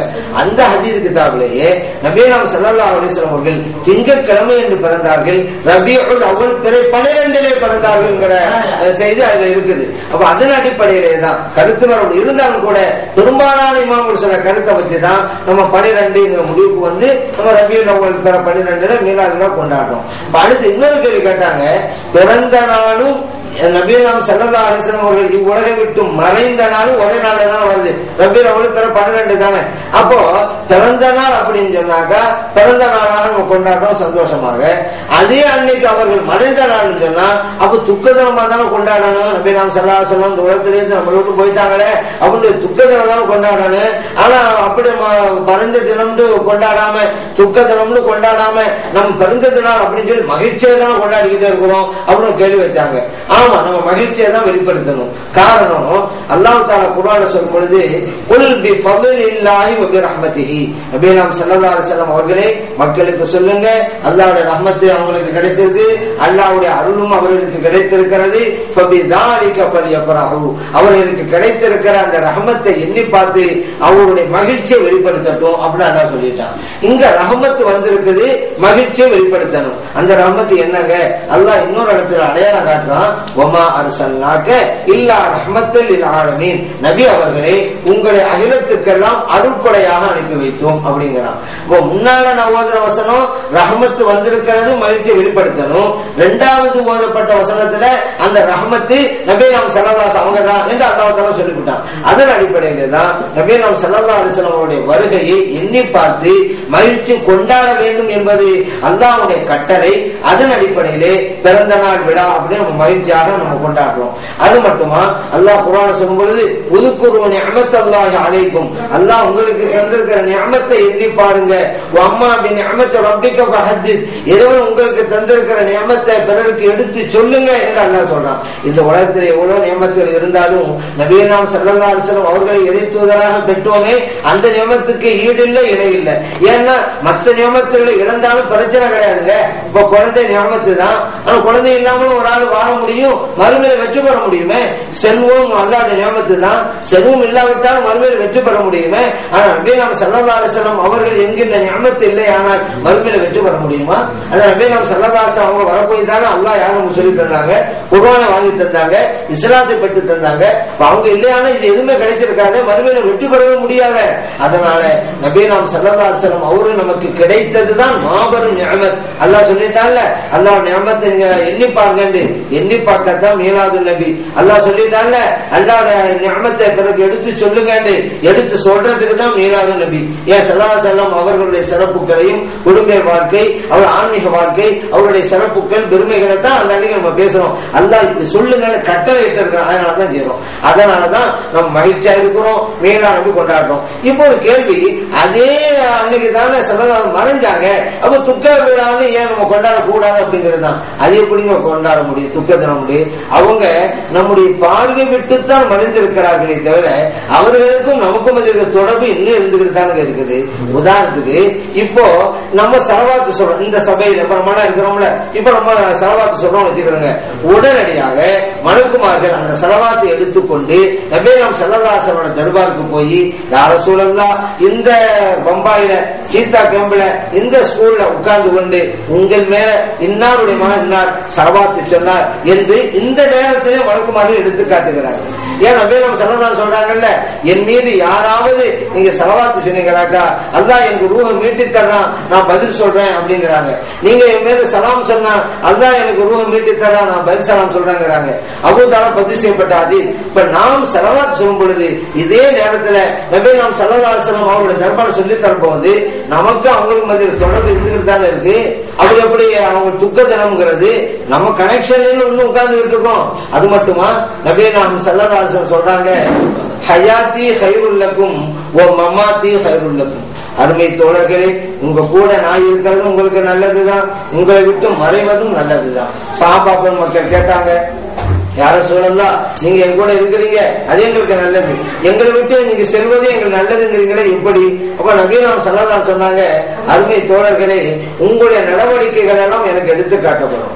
நல்லதா இருந்தா அல்லாஹ்வை நான் புகழ்றேன், உங்களுடைய செயல்பாடுகள் தப்பா இருந்தா உங்களுக்கு அல்லாஹ் பாவமன்னிப்பு தேடுவேன் அப்படின்னாங்க. பஸாரிலே இந்த பதிவு செய்யப்பட்டது. இன்னைக்கு நாம் செய்யற நற்காரியங்கள் நபிகள் ஸல்லல்லாஹு அலைஹி வஸல்லம் தர்பாரில் எடுத்து காட்டப்படும் பொழுது அவங்க சந்தோஷப்படுறாங்க. நாம ஏதாவது தப்பு பண்ணிட்டா இன்னைக்கு நபிகள் ஸல்லல்லாஹு அலைஹி வஸல்லம் நமக்காக பாவமன்னிப்பு தேடிட்டே இருக்கிறாங்க. நமக்கும் நபிகள் ஸல்லல்லாஹு அலைஹி வஸல்லம் அவங்களுக்கு மத்தியில் இருக்கக்கூடிய தொடர்புகள் இன்னும் இருந்துகிட்டு தானே இருக்குது. பார்வை விட்டு தான் மட்டும்தான் மறைந்திருக்கிறார்களே தவிர அவர்களுக்கும் நமக்குள்ள கனெக்ஷன் அருந்து போய்விடல, இருந்துகிட்டு தான் இருக்கு. அதன் அடிப்படையிலே தான் அவங்க மறைந்த தினம் துக்க தினம்லாம் கிடையாது, நமக்கு சந்தோஷமா தான் இருக்கிறோம். அதன் அடிப்படையிலே தான் மீராபு கொண்டாடுறோம். இன்னொன்னு, நபிகள் ஸல்லல்லாஹு இந்த உலகத்தை மறைந்தாங்கல்ல, அது அவங்களுக்கு சந்தோஷம் தானே. ஏன் இந்த உலகத்தை விட்டு செல்வது அப்படிங்கிறது இறைவனை சந்திப்பது. ஏன்னா நபிகள் ஸல்லல்லாஹு அலைஹி வஸல்லம் அவர்கள் அல்லாஹ்வை சந்திக்க சென்றிருக்கிறார்கள். அதன் அடிப்படையில் பார்க்கும் பொழுது அவர்கள் சந்தோஷத்தை பெற்ற நாள் அது. அதனால் நாம் சந்தோஷம். அதனாலதான் உருசனம் கொண்டாடும்ல. உருசு கொண்டாடுறது ஒரு இறை நேசம் மறைந்த தினம் தான். அது அந்த உருசம் மேல சந்தோஷமா தான் இருக்கும். சோறாக்கி போடுவோம், புது ட்ரெஸ் போடுவோம். ஏன்னா இறந்த தினத்தை ஏன் இப்படி செய்யணும்னா, அவங்க இறந்து போனாங்க, ஒரு வகையில நமக்கெல்லாம் இழப்பு. ஆனா அந்த இறைநேசர் இந்த உலகத்தில் போன போது அவர்கள் அடைந்தார்கள் சந்தோஷம். ஏன் என் ரப்பை நான் பார்க்க போறேன்னு சந்தோஷமா போனாங்க. அது மட்டுமா, நபிகள் ஸல்லல்லாஹு அலைஹி வஸல்லம் அவர்களை சந்திக்கிறார்கள் எங்க கபூர்ல. ஏன்னா ஒரு ஆளை கபூர்ல வச்சுட்டா நபிகள் ஸல்லல்லாஹு சொல்றாங்க, மலக்குமார்கள் நபிகள் ஸல்லல்லாஹு அவங்களை காமிச்சு மா குந்த தகூலு ஃபீ ஹாதா ரஜுலி, உலகத்தில் இருக்கும்போது இவர்களை பற்றி நீங்க என்ன சொன்னீங்கன்னு கேட்பாங்கல்ல. அப்ப கபூர்ல போய் உட்கார்ந்த உடனே நபிகள் ஸல்லல்லாஹு அவருடைய வருகை பார்த்து கண்ணால நம்ம கண்டு வைப்பாங்க. எவ்வளவு பெரிய ஒரு சந்தோஷம் அது. அவ இறை நேசர்கள் எல்லாம் அப்படி ஒரு சந்தோஷத்தை அடைகிறாங்க. ஸல்லல்லாஹு அலைஹி அவங்களே பார்க்கிறாங்க. அதே போல மூத்து என்பதன் மூலம் அல்லாஹ்வை சந்திக்கிறாங்க. இதுவெல்லாம் ஒரு சந்தோஷம். அதனாலதானே மலக்குமார்கள் சொல்றாங்கல்ல, நம் கனோமத்தில் அரூஸ், மணமகன் தூங்குறவங்க தூங்குறாங்கல்ல, அந்த அரூஸ்ங்கிறதுதான் உருசுன்னா வந்துச்சு. ஏன் அவன் சந்தோஷம். அது தூங்குறனா தூங்கிட்டே இருக்கிறது இல்ல, சந்தோஷமா இருங்க. புது மாப்பிள்ள மகிழ்ச்சியா இருப்பாரு, சந்தோஷமா இருப்பாரு. அதனால நீங்களும் சந்தோஷமா இருங்கிறதுதான். அவர்கள் சந்தோஷம் இருக்கிறதுனால தானே உருசுன்னு நம்ம பேர் கொடுத்தோம். அது மணமகன் தானே அர்த்தம். அதன் அடிப்படையில நம்ம சந்தோஷமா கொண்டாடுறோம். ஆனா நபிகள் ஸல்லல்லாஹு அலைஹி வஸல்லம் அவர்கள் விஷயத்துல நம்ம பிறந்த நாள் மட்டும்தான் கொண்டாடுறோம். காரணம், அவர்கள் பிறந்தார்கள், வாழ்ந்தார்கள், நம்ம பார்வையிட்டு மறந்திருக்கிறார்கள். இன்னைக்கும் அவங்களுக்கு நம்மளுக்கு மத்தியில் இருக்கக்கூடிய தொடர்புகளும் அதே போல சம்பந்தங்களும் இருந்து கொண்டே இருக்கின்றன. ஆகவே தான் பிறந்த நாள் மட்டும்தான் நம்ம கொண்டாடுறோம். நம்ம சஃபர்ல போறோம், சஃபர்ல போகும்போது நமாஸ் படிக்கிறோம்ல, அது எப்படி சீட் இருக்கு, சீட்ல படிக்கலாமா, எப்படி படிக்க கூடாதா, இல்ல கீழே தரையில எதுவும் படிக்க முடியாது, நடக்கிறாங்க எல்லாரும். அது எப்படி படிக்கணும்னு நீங்க பத்தி சொன்னீங்கன்னா. சகோதரர் தொழுகையை பற்றி கேட்டுக்கிறாங்க. குறிப்பா பயணத்தின் போது நம்ம வீட்டுல தொழுவ மாதிரினா முழுமையா தொழ முடியறது இல்ல, இருக்கிற இடத்த வச்சுதான் தொழுகை நிறைவேற்றணும். இந்த மாதிரி கட்டங்கள்ல நம்ம உட்கார்ந்து தொழுகிறோம். அதே போல சஜிதாவும் செய்ய சூழ்நிலை இருக்குது. அப்ப உட்கார்ந்த வண்ணமே தொழுது கொள்ளலாமா அப்படிங்கிற கேள்வியை தான் அவங்க கேட்டுக்கிறாங்க. நம்முடைய மார்க்கத்துல தொழுகை எப்படி அமையணும், நபிகள் ஸல்லல்லாஹு அலைஹி வஸல்லம் சொல்லும் பொழுது, நீங்க நின்று கொண்டு தொழுங்க, நின்று தொழ முடியாவிட்டா உட்கார்ந்து தொழுங்க, உட்கார்ந்து தொழ முடியாவிட்டா படுத்துக்கிட்டா தொழுங்க என்று நபிகள் ஸல்லல்லாஹு அலைஹி வஸல்லம் சொன்னாங்க. ஆக தொழுகையை எந்த ஒரு மனிதனும் எந்த ஒரு கட்டத்திலும் விடக்கூடாதுங்கிறதான் இது மூலம் சொல்லி காட்டுறாங்க. ஏன் படுத்துக்கொண்டாவது தொழுங்கன்னா தொழுகை விடவே முடியாதுங்க.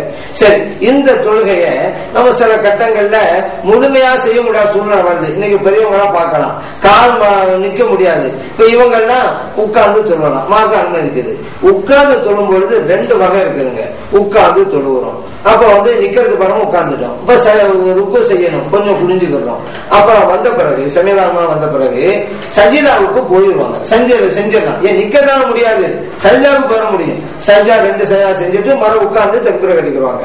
அப்ப இவங்களுக்கு நிற்பதுங்கிறது உட்கார்ந்த நிலையில, அந்த ருக்குவுக்கு குனியும் போது கொஞ்சம் குனிஞ்சுக்கிறாங்க, சஜிதாவை கரெக்டா செஞ்சிடறாங்க, நெத்திய திறப்பு வச்சிடறாங்க. இப்படி ஒரு முறை இருக்கிறது. இன்னும் சில பேர் இருக்கிறாங்க, அவங்க உட்கார்ந்தான் சொல்லுவாங்க, ருக்குவு கொஞ்சம் குனிவாங்க, சஜிதாவுக்கு தரங்கி போகவே முடியாது, அந்த குனிஞ்சே போக முடியாது. இந்த நிலையில் என்ன இவங்கெல்லாம் ஏற்கனவே இந்த ருக்குவுக்கு குனிஞ்சாங்க பாருங்க, அதுல வந்த பிறகு அந்த ருக்குவுக்கு குனிஞ்ச விட இன்னும் கொஞ்சம் அதிகமா அப்படி குனிஞ்சுக்க வேண்டியது. அதுதான் செஞ்சுதான். ஏன்னா தரையில நெத்தி ஒண்ணு வைக்க முடியாது. அதனால இவங்க அப்படி செஞ்சு கொள்ள வேண்டியதுதான். இப்போ நடைமுறையில பாத்தீங்கன்னா இந்த பள்ளியாசல டெஸ்க போட்டு வச்சு விட்டாங்க. டெஸ்க்ல வச்சோடனே டெஸ்க்ல உட்காடுறாங்க. அதை நீங்க இந்த தமிழ்நாட்டுல பாக்கலாம், நிறைய பள்ளியாசல் அது இருக்கு. அதெல்லாம் பிதாத்தான வழிமுறை, அப்படி இருக்க கூடாது. ஆனா சில இடங்கள் அப்படி வச்சிருக்கிறாங்க. உட்கார்ந்து வீட்டு டெஸ்க் போது அந்த சஜிதாவுக்கு போகும்பொழுது அந்த டெஸ்க்கு மேல நெத்தி கொண்டு போய் வைக்கிறாங்க. அப்படி இதுவெல்லாம் காட்டி தரப்படல நம்முடைய இஸ்லாத்துல. அப்படியெல்லாம் செய்யக்கூடாது. உட்கார்ந்து கீழே உட்கார்ந்து சொல்லிட வேண்டியதுதான். சஜா செய்ய முடிஞ்சா தலைமை செய்யட்டும், இல்லண்டா ருக்கு குனிந்த அளவு கொஞ்சம் அதிகமா குனியணும், அவ்வளவுதானே தவிர முன்னால ஒரு பொருளை வச்சுக்கிட்டு அதுக்கு வைக்கிறது, முன்னால ஒரு தலையாணையை வச்சுக்கிட்டு அதுக்கு வைக்கிறது அப்படிலாம் கட்டாயம் கிடையாது. முடிந்தா தரையில செய்யுங்க, இல்லாட்டி குனிஞ்சு இருந்துருங்க, அது போதும். ஏன் முன்னாள் பொருள் வச்சுக்கிட்டு இப்படி எல்லாம் இருக்குதா? இப்படி குர்ஆன்லயோ ஹதீஸ்லயோ சரி இமாம்களாவது ஃபிக்ஹ் கிதாபுல அந்த மாதிரி சொல்லி காமிச்சிருக்காங்களான்னு சொன்னா அதுவும் கிடையாது அப்படிங்க புரிஞ்சுக்கணும். இப்ப இதன் அடிப்படையில் நீங்க பாத்தீங்கன்னாக்கா இப்ப சகோதரர் கேள்வி கேட்டாங்கல்ல, அதுவும் நம்ம புரிஞ்சுக்கிறோம். ஏன்னா அந்த சகோதரர் கேட்ட கேள்வி என்னன்னு கேட்டா, இப்போ நம்ம பயணத்துல இருக்கிறோம், பஸ்ல ட்ரெயின்ல இருக்கிறோம், தொழுகை நேரம் வந்துச்சு, இப்ப நம்ம தொழுவோன்னு. ஆனா நமக்கு அங்க நின்று பஸ்ல நின்றே தொழ முடியாது, அந்த மாதிரி சொன்னால இப்ப எப்படி தொழுவுறது? உட்கார்ந்து தொழுவுறோம். ஏற்கனவே சொன்னால அந்த சட்டம் இங்கே வந்துடும். பஸ்ல போயிட்டு தொழுவுறதா ஒரு சில நிலையில உட்கார்ந்து இருக்கிறோம், உட்கார்ந்துக்கிட்டு உட்கார்ந்து நிலையிலே போயிட வேண்டியதுதான். ருக்கு கொஞ்சம் முடிய வேண்டியது. அப்ப ருக்கு பெற்ற வந்து சரியாவுக்கு ருக்கு குனிஞ்சோம்ல, அது இன்னும் அதிகமா குனிஞ்சிடும் முடிஞ்சு. ஏன்னா தலை வைக்க முடியாது, பஸ்ல சீட்ல உட்கார்ந்துட்டு இருக்கோம், நிக்க முடியாது பஸ் ஓடும் பொழுதெல்லாம். அப்ப இந்த மாதிரி தொழுது கொள்ள வேண்டியதுதான். உட்கார்ந்த நிலையில ஒருவர் தொழுதார், சஜ்ஜா செய்ய முடியாத சூழ்நிலை தொழுதார், எப்படி தொழுவாரோ அதேதான் நம்ம ட்ரெயின்ல அப்படிதான். ட்ரெயின்ல இருக்கும்பொழுது நிக்க முடியும் ஓரளவுக்கு, அந்த மாதிரி வசதி வாய்ப்பெல்லாம் இருக்குது. ட்ரெயின்ல சென்ட்ரல்ல கூட நின்று சொல்லலாம். சரி நிக்க முடியாதுன்னா அந்த ட்ரெயின்லயே உட்கார்ந்து நம்ம தொழுது கொள்ளலாம். ஆனா ட்ரெயினை பொறுத்த மட்டில நம்ம சஜிதா செய்வதற்கு வாய்ப்பு ஏற்படும். ஏன்னா இந்த பெருத்து இருக்கு பாருங்க, இந்த பெருத்து இருக்கிற இடமா இருந்தா உட்கார்ந்து தொழும் பொழுது ருக்குவுக்கு குனிஞ்சுக்கிறோம், வந்த பிறகு அப்புறம் சஜிதாவுக்கு வேற போயிடலாம். பெருத்து 3 தட்டு இருக்குது, இப்ப மேல கீழே படு எல்லாம் போட்டுக்கும் பொழுது முடியாதுங்க, உட்கார முடியாது. அதனால ஏன்னா பத்தாது, மேல உள்ள தட்டு விதிக்கப்பட்டிருந்தா. அதே நேரத்துல மேல தட்டு இல்ல, நல்ல இடைவெளி இருக்கு அப்படின்னு சொன்னாக்கா உட்கார்ந்து வந்துக்கிட்டு சஜ்ஜா டயத்துல மட்டும் தரைக்கு போயிட்டு வந்துடலாம். ட்ரெயின் ஒரு இடத்துல நிக்குதுன்னு வச்சுக்கிறோங்களேன், அந்த நேரத்திலையும் நம்ம தொழுது கொள்ளலாம். ஆனா இன்னொன்னு இப்ப எப்படி செயல்பாடுங்கிற மட்டும்தான் இப்ப நம்ம பேசணும். இன்னொரு மிகப்பெரிய விஷயம் இருக்குது, அதான் கிபிலாவை முன்னோக்குறது. ஃபர்லான துறையா இருந்தா கிபிலாவை நம்ம முன்னோக்கணும். இந்த நேரம் பஸ்ல போயிட்டே இருக்கீங்க, அப்ப நீங்க முன்னோக்கிறது கிபிலா திசையா இருக்கணும். பஸ் போற திசையா இருந்தாலும் தொழுவ கூடாதுங்க. அப்படி இல்ல பஸ் போயிட்டே இருக்கு, நிக்கவே இல்லை, என்னங்க சரின்னு சொன்னாலும் நீங்க ஒரு பேணிக்கைக்காக வேண்டி பஸ் போற போக்குல தொழுது விட்டு பஸ் எங்க போய் நிக்குதோ அந்த இடத்துல மறுபடியும் தொழுது ஆகணும், திரும்ப அந்த தொழுது தொழணும். நம்ம அந்த பக்தர் எப்படா தொழுதுன்னு பேணிக்கைக்காக தொழுது கொள்ளலாம். ஆனா அந்த தொழுகை போதுமாகாது. ஏன்னா நீங்க கிபிலா திசையை நோக்கி எடுக்கவில்லை. தொழுகை ஆரம்பத்திலே இருந்து சலாம் கொடுக்கிற வரைக்கும் கிபிலா திசையில இருக்கணும். அப்ப மேற்கு பக்கமா பஸ் போயிட்டே இருக்கு, நேரா உட்கார்ந்துக்கிட்டோம். ஆரம்பத்தில கடைசி பிரச்சனை இல்லை. ஆனா வளைஞ்சு வளைஞ்சு வளைஞ்சு போகுதுன்னு வச்சுக்கிறோங்க, அப்புறம் கிழக்கு பக்கம் போவோம், வடக்கு பக்கம் போகணும்னு வச்சுக்கிறோங்க, இப்போல தொழுக முடியாது. அப்ப தொழாம இருந்துடலாமா? அப்படி தொழாம இருக்க முடியாது. ஏன்னா அந்த பக்து வந்துடுச்சுல, பஸ் போற பக்கத்திலே நம்ம பேணிக்கைக்காக தொழுதுபிட்டு அதுக்கு பிறகு அந்த நேரத்தோட நம்ம கல்லா செய்யணுங்க.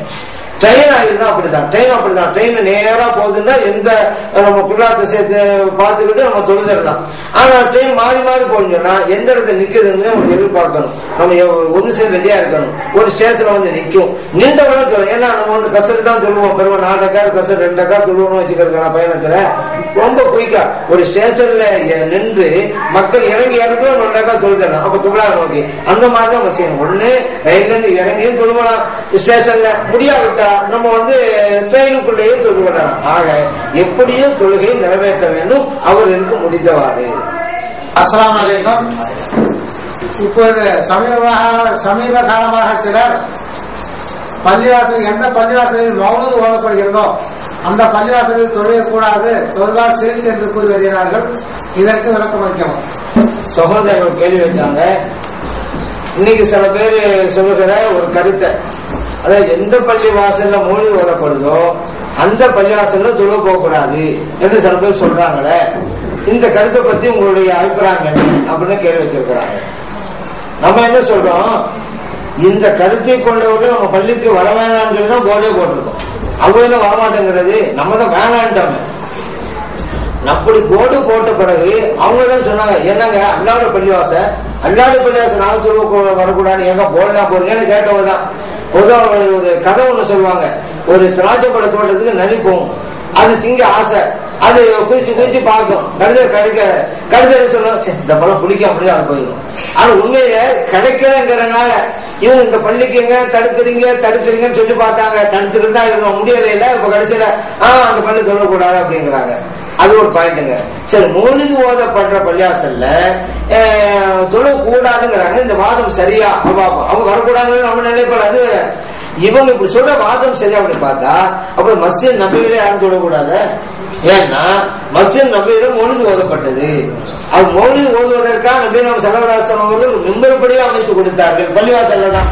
இது ஆயிஷா சித்திகா ரலியல்லாஹு அன்ஹா அவங்களே சொல்றாங்க, கான நபி ஸல்லல்லாஹு அலைஹி வஸல்லம் யலஉ லி ஹஸ்ஸான மிம்பரன் ஃபில் மஸ்ஜிதி. நபி நாம் ஸல்லல்லாஹு அலைஹி வஸல்லம் அவர்கள் ஹஸ்ஸான் இப்னு சாபித் ரலியல்லாஹு அன்ஹு அவங்களுக்கு பள்ளிவாசல்ல ஒரு மிம்பர் படியை அமைத்து கொடுத்தார்கள். யகூமு அலைஹி, ஹஸ்ஸான் இப்னு சாபித் ரலியல்லாஹு அன்ஹு அவர்கள் மிம்பர் படியில நிற்பாங்க. காயிமன் யுஃபாஹிரு அன் ரசூலில்லாஹி ஸல்லல்லாஹு அலைஹி வஸல்லம், மிம்பர் படியில நின்றுகிட்டு இறைத்தூதர் ஸல்லல்லாஹு அலைஹி வஸல்லம் அவர்களை புகழ்ந்து படிப்பார்கள். அபூதாவுல பதிவு செய்யப்பட்டிருக்கு, திருமதியிலும் பதிவு செய்யப்பட்டிருக்கு. மஸ்ஜித் நபவியில மௌலித் ஓதப்பட்டிருக்கிறது அப்படின்னு புரிந்து கொள்றோம். அது ஒரு தடவை இல்லைங்க, பல தடவை நடந்தது. ஏன்னா அந்த விவாதத்தை என்ன ஒரு தடவை வச்சாண்டு இல்ல, கானன் நபி ஸல்லல்லாஹு அலைஹி வஸல்லம் எவ்வளவு வாசம் இப்படி அமையப்பட்டிருக்கு. பொதுவாவே அரபு மொழியில கானங்கிற வார்த்தை வந்து பின்னால ஒரு ஃபீச்சர் டென்ஸ் உள்ள வார்த்தை இருந்தா அது தொடராக நடந்துங்கிற ஒரு அர்த்தம் ஒண்ணு இருக்குங்க. அப்ப அடிக்கடி இப்படி நிறைவேறி இருக்கிறதுங்கிறது புரியுது. அப்படி பார்த்தா மஸ்ஜித் நபவிக்கு இவங்க எல்லாம் போக கூடாது, மஸ்ஜித் நபவியில தொழக்கூடாது. ஏன் அங்கே மௌலிது ஓதப்பட்ட பள்ளியாசல் தான் அது அப்படிங்கிற. அப்ப இந்த வாதம் சரியில்லை. ஏன்னா எந்த பள்ளியில தொழுவனும் எந்த பள்ளியில் தொழக்கூடாதுன்னு யாரும் சொன்னானே? அல்லாஹ் சொல்லணும், அல்லாஹ் ரசூல் ஸல்லல்லாஹு அலைஹி வஸல்லம் சொன்னாங்க. இப்போ அல்லாஹ் எந்த பள்ளி தொழக்கூடாதுன்னு சொல்லிவிட்டான். அது என்னன்னு கேட்டா, வல்லதீன தஹது மஸ்ஜிதன் ஸிராரன், சில பேர் போட்டு பள்ளியாசல் கட்டுவாங்க, அங்க போய் தொழுவாதீங்க அப்படின்னு அல்லாஹ் குர்ஆன்ல சொல்லிட்டான். இன்னைக்கு போட்டு பள்ளியாசல சில வஹாபிகள் இருக்கிறாங்க, அந்த பள்ளிக்கு போக கூடாது. எந்த பள்ளி போக கூடாதுன்னு அல்லாஹ் தெளிவா சொல்லிவிட்டான், போட்டி பள்ளி. இப்ப நம்ம பள்ளியாசல வர முடியாதுன்னு சொல்லி தான் போட்டு பள்ளியை கட்டி இருக்கிறாங்க. அந்த காலம் நபி நம்ம ஸல்லல்லாஹு அலைஹி வஸல்லம் காலத்துல முனாஃபிக்குகள் ஒரு பள்ளியை கட்டினாங்க. அந்த பள்ளிக்கு தான் அல்லாஹ் மஸ்ஜித் ஸிரார்னு பேர் வச்சான். இடரளிக்கும் பள்ளிவாசல், அந்த பள்ளிக்கு நீங்க போக கூடாது, அந்த பள்ளி இருக்க கூடாதுன்னு நபி நம்ம ஸல்லல்லாஹு அலைஹி வஸல்லம் அதை எரித்து விடும்போது கட்டளையிட்டார்கள். அது இஸ்லாமிய ஆட்சி, அதனால செய்ய முடிந்தது. ஆமா நம்ம நாட்டுல அப்படி கிடையாதுங்க.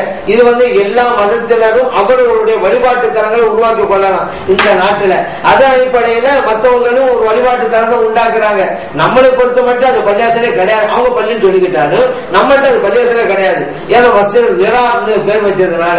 அதனால அந்த இந்த மாதிரி போட்டி பள்ளிவாசல் கட்டிட்டு இருக்கிறாங்களா, வாழைப்பூர் எடுத்து அந்த ஒரு பள்ளி, இன்னொரு பள்ளி, இந்த பள்ளிக்கு போகக்கூடாது தெளிவா இருக்கு. அதனால நம்ம போகக்கூடாதுன்னு சொல்றோம், தெளிவா சொல்றோம் அப்படின்னு இது வரைக்கும். ஆனா நமது மௌலிது ஓதுகிற பள்ளிவாசல்ல தொழுகை நடக்கும்ங்கிறது தான் நபி நாம் ஸல்லல்லாஹு அலைஹி வஸல்லம் காலத்திலிருந்து இருந்துட்டு வருது.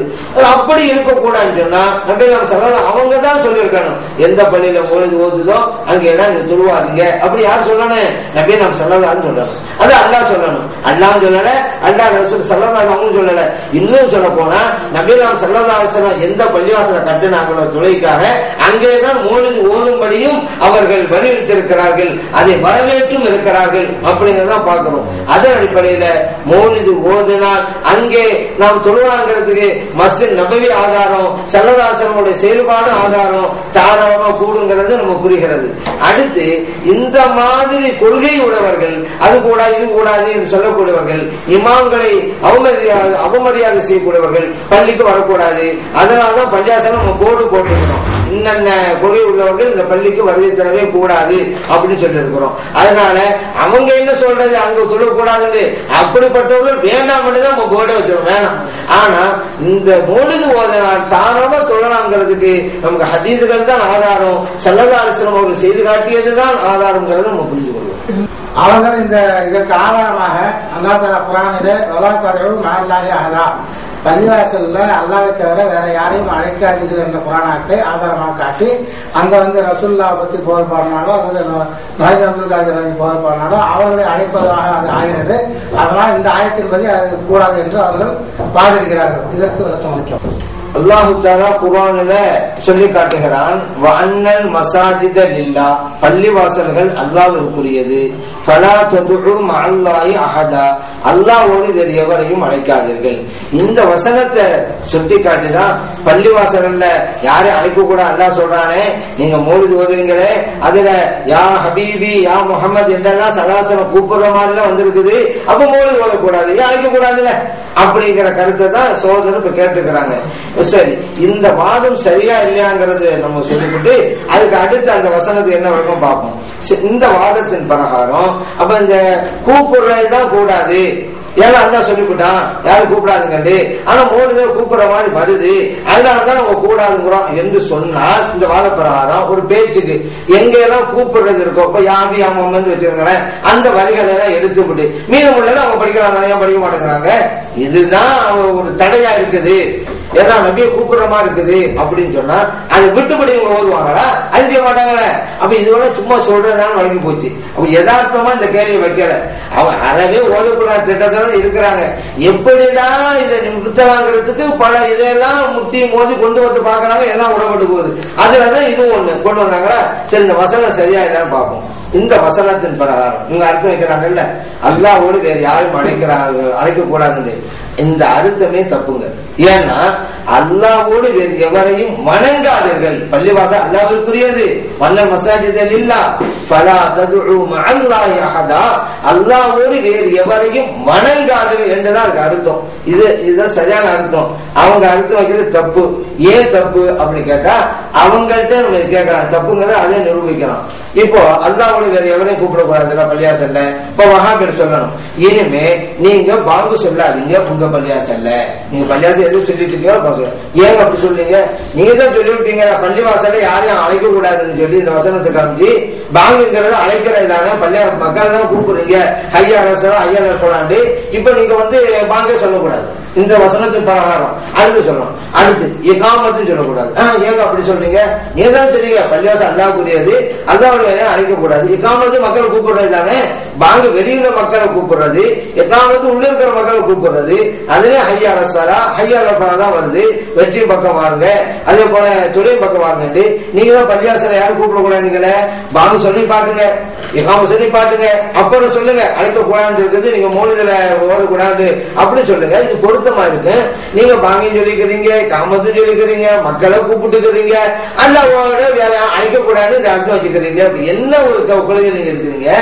எதுலாம் ஒரு நிலைப்பாடு இருக்குதா? அது கிடையாது. இன்னும் சொல்லணும், அப்படியா அல்லாஹ்வோட வேற அழைக்க கூடாதுல. அப்ப நீங்க தொழுகை கூடாத.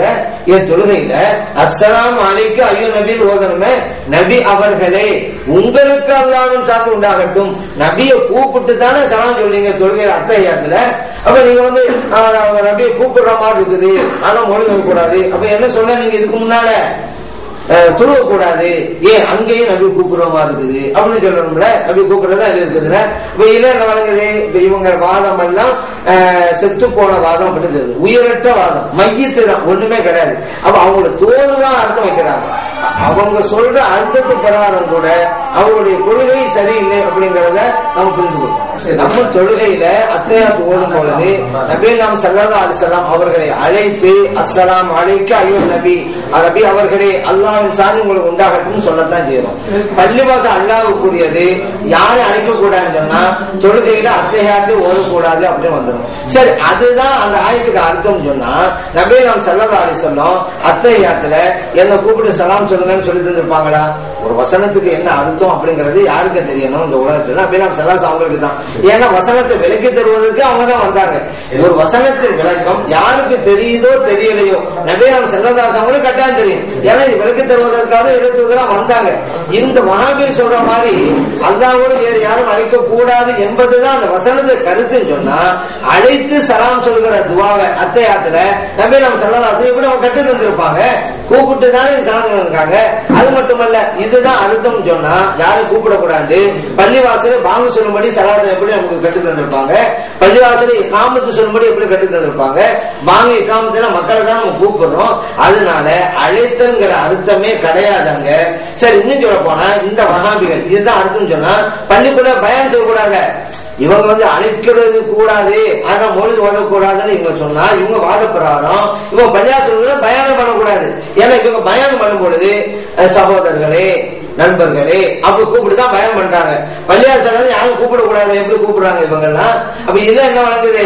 இவங்களுக்கு குர்ஆனும் புரியல, அதிகம் புரியல வழங்குது. எந்த ஒரு நிலைப்பாடும் கிடையாது. அப்ப அல்லாஹ்வை அல்லாஹ்வோடு வேறு எவரையும் நீங்க வணங்கக்கூடாது, அல்லாஹ் மட்டும்தான் வணங்கணும் அப்படிங்கிறத அது கருத்து தவிர அழைத்தல் என்பதல்ல. சரி, அது இருக்கட்டும். இப்ப நபி நாம் ஸல்லல்லாஹு அலைஹி வஸல்லம் அவர்களும் மௌலிது ஓதுவதற்கு பள்ளியாசல் அனுமதி தந்துதானே இருக்கிறாங்க. அதனால தெளிவாக இருக்கிறது, பள்ளியாசல்ல மௌலிது தரம் ஓதலாங்கிறதல்ல, பள்ளிவாசல் மௌலிது ஓதுவது சுன்னத் அப்படிங்கிறத புரிந்து கொள்ளணும். அனபி இமாம் அவர்கள் மறைவுக்கு பின்னால்தான் சாஃபி இமாம் அவர்கள் ஒரு மதத்தை உருவாக்குனாரு. அதுக்கு என்ன காரணம்? இப்ப சகோதரர் ஒரு கேள்வி வச்சிருக்காங்க.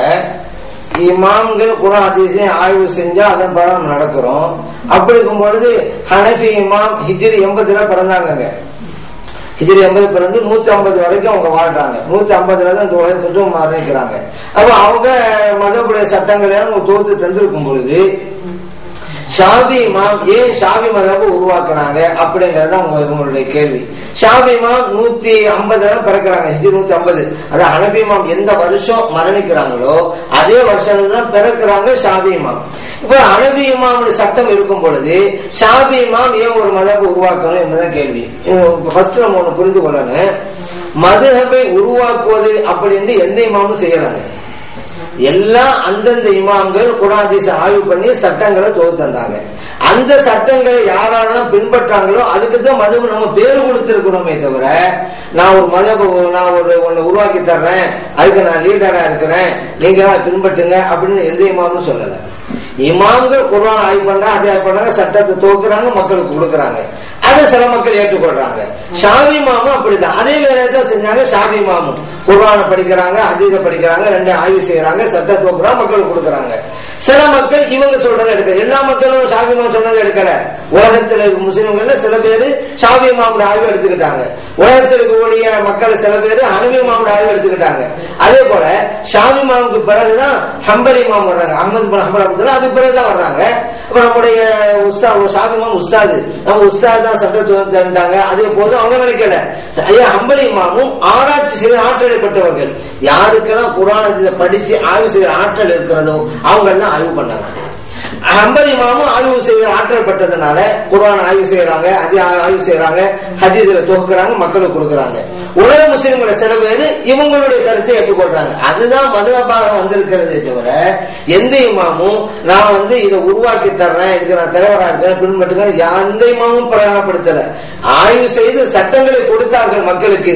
ஆனா அல்லாஹ் என்ன செஞ்சிட்டான், உலக மக்கள் அத்தனை பேரையும் இந்த 4 மதகுகளை கொண்டு வச்சுட்டான். நினைச்சது. ஏன்னா ஒரு காலத்துல 11 மதகு வரைக்கும் இருந்தது. சுஃபியான் சௌரி ரஹ்மத்துல்லாஹி அலைஹி அவங்களும் ஆய்வு பண்ணாங்க, மக்களுக்கு கொடுத்தாங்க. அந்த காலத்து மக்கள் சில பேரு சுஃபியான் சௌரி ரஹ்மத்துல்லாஹி அலைஹி ஆய்வு தான் எடுத்துக்கொண்டாங்க. சுஃபியான் இப்னு உய்னா அப்படிங்கிற இமாம் இருந்தாங்க, அவங்களும் குர்ஆன் ஹதீஸ் ஆய்வு பண்ணாங்க, மக்களுக்கு கொடுத்தாங்க. ஒரு சில பேர் அந்த கருத்தை எடுத்துக்கிட்டாங்க. தாவூத் என்கிற ஒரு இமாம் இருந்தாங்க, அவங்களும் குர்ஆன் ஹதீஸ் ஆய்வு பண்ணாங்க, மக்களுக்கு சட்டம் எடுத்து வந்தாங்க. ஒரு சில பேர் அந்த தாவூத்ங்கிற இமாமை பின்பற்றினாங்க. இப்படி 11 மதம் வரைக்கும் இருந்துச்சு அந்த காலத்துல. அல்லாஹ் தஆலா கடைசியில உலக முஸ்லிம் அத்தனை பேருடைய உள்ளத்திலையும் இந்த 4க்குள் ஒன்றில் இருப்பதுங்கிற சூழ்நிலை அல்லாஹ் உருவாக்கினான். ஏன்னா அதுக்கு பிறகு வந்த பெரும்பெரும் இமாம்கள் குர்ஆன் ஆய்வு செய்த இமாம்கள் தான் தங்களை இந்த 4ல் ஒன்றுக்குள்ளே இணைத்துக் கொண்டு விட்டார்கள். பெரிய பெரிய இமாம் இப்ப வாழியமா எழுதப்பட்டிருக்கு. அது அவங்களுடைய கல்வி ஞானத்தை கிட்டவே நெருங்க முடியாது. அந்த இமாம்கள் எல்லாம் இந்த 4ல் ஒன்றுக்குள்ளதான் இருப்பாங்க. ஒண்ணு ஷாஃபியா அனுப்பியாப்பா அப்படி அப்படி வச்சு விட்டான். அதனாலதான் உலக முஸ்லிம் எல்லாம் 4க்குள்ள இருக்கிறாங்க. அதனால இப்போ இமாம்கள் ஆய்வு பண்றாங்கன்னு சொன்னா அந்த தகுதி யாரெல்லாம் பெற்றிருக்கிறார்களோ அவர்கள் எல்லாம் ஆய்வு செய்கிறார்கள். அந்த ஆய்வுல சில பேர் ஒரு இமாமை பின்பற்றாங்க, இன்னும் சில பேர் இன்னொரு இமாமை பின்பற்றாங்க, இன்னும் சில பேர் இன்னொரு இமாமை பின்பற்றாங்க. எந்த இமாமுடைய கருத்தை பின்பற்றுகிறார்களோ அந்த பேரை சொல்லி மதபுங்கிறோம். அனுபவனுடைய கருத்தை பின்பற்றினா அனுமதபுன்னு சொல்லிக்கிறோம். மதபுங்கிறது ஒரு இயக்கம் அல்ல, ஒரு இயக்கம், ஒரு உருவாக்கினார் அந்த தலைவர் இவர் அப்படிங்கலாம் கிடையாது. குர்ஆன் சொல்லி விளக்கம் தான். ஷாஃபி இமாமுடைய கருத்தை ஒருவர் எடுத்துக்கொண்டால் அந்த கருத்தை நான் பின்பற்ற நடக்கிறேன்னு சொன்னா அவருக்கு இவர் ஷாஃபி மதஹபும். ஆனால் யாருடைய ஆய்வை பின்பற்றி நடக்கிறார்களோ அந்த பேரை கொடுக்கிறோமே தவிர இந்த மதபு என்பது ஒரு அமைப்போ ஒரு இயக்கமோ அதுக்கு லீடர் இவர் அதுல இவர் இங்க இருக்கிறாங்க அப்படிலாம் கிடையாது. குர்ஆன் ஹதீஸ் விளக்கம் தரக்கூடிய ஏற்றுக்கொள்றோம். அதன் அடிப்படையில தான் ஷாஃபி இமாமுக்கு அந்த ஆய்வு செய்ய ஆற்றலை கொடுத்தான், ஆய்வு செய்தார்கள், மக்களுக்கு சட்டங்களை கொடுத்தார்கள். சில மக்கள் இவர்களுடைய கருத்தை எடுத்துக்கொண்டார்கள், இன்னும் சில மக்கள் ஹனபி இமாமுடைய கருத்தை ஏற்றுக்கொண்டார்கள். அவ்வளவுதான். இன்றைக்கு அதான் நடந்துகிட்டு இருக்கு. ஹனபி, ஷாஃபி, ஹம்பலி, மாலிகின்னு நம்ம இப்பொழுது அந்த மதத்தை நம்ம எடுத்துக்கிறோம். தாபின் காலத்துல தபா தாபின் காலத்துல அந்த மாதிரி மதத்தை யாரா பின்பற்றி ஏதாவது ஆதாரம் இருக்கா அதுக்கு வந்து நல்லா இருக்கணும். இப்பத்த கட்ட காலத்துல நம்ம ஒரு விஷயத்த பின்பற்றோம், நான் ஹனபி நான் ஷாஃபின்னு சொன்னது அவசியமா, அது சொல்றதுனாலதான் இந்த பிரச்சனை நிறைய உருவாகுதுன்னு சொல்றாங்க. இல்ல அது ஹனபி ஷாஃபி நான் எதிலுமே இல்ல குர்ஆன் ஹதீஸ் போயிருந்தா போதும் அப்படின்னு சொன்னாலும் பிரச்சனை வருமா? இப்போ சகோதரர் என்ன கேள்வி வச்சிருக்காங்க, இந்த இமாம்களுக்கு அந்த 40 இமாம்கள் சொல்றாங்களே அதுக்கு பிறகுள்ள மக்கள் இந்த இமாமுடைய கருத்தை ஏற்றுக்கொண்டு நடக்கிறார்கள். அதை வச்சு நம்ம ஷாஃபி அப்படின்னு சொல்லிக்கிறோம். இந்த இமாம்களுக்கு முன்னால இருந்தாங்கல்ல தாபியங்களுடைய காலத்துல, தாபியங்களுடைய காலத்துல இருந்த மக்கள் எல்லாம் எந்த மதபில் இருந்தார்கள்? ஏன் அவர்களுக்கும் ஒரு மதபு தேவைப்படத்தானே செஞ்சிச்சு, எந்த மதபில் இருந்தாங்க அப்படின்னு ஒரு கேள்வி கேட்கிறாங்க. அதோட நிப்பாட்ட தேவையில்லை, அதுக்கு மேல ஒண்ணு வைக்கலாம். சஹாபா பெருமக்களுக்கு மத்தியிலும் மதபு தேவைப்படத்தான் செஞ்சிச்சு, அவங்க எந்த மதபில் இருந்தாங்க? ஏன்னா நபியல்லாஹு ஸல்லல்லாஹு அலைஹி வஸல்லம் அவருடைய இந்த உலகத்து மறைவுக்கு பின்னால சஹாபா பெருமக்கள் இருந்தாங்கல்ல, எல்லா சஹாபா பெருமக்களும் குர்ஆன் ஹதீஸ் ஆய்வு செய்து சட்டங்களை தொகுத்து நடைமுறைப்படுத்துகிற ஆற்றலை பெற்றில்லை. ஒரு சில சஹாபா பெருமக்கள் அந்த ஆற்றல் இருந்தது, இன்னும் சில சஹாபா பெருமக்கள் மற்றவங்கள விளக்கம் கேட்பாங்க, அவங்க சொல்லி தரப்பால் நடந்தாங்க. அப்ப இவங்க எல்லாம் எந்தெந்த மதபில் இருந்தாங்க அப்படி வச்சுக்கலாம்ல. தாபியின் காலத்துல இந்த மதம் இருந்தது, சஹாபா பெருமக்கள் காலத்துல இந்த மதம் இருந்தது, அதை கூட நம்ம கேட்டுக்கலாம்.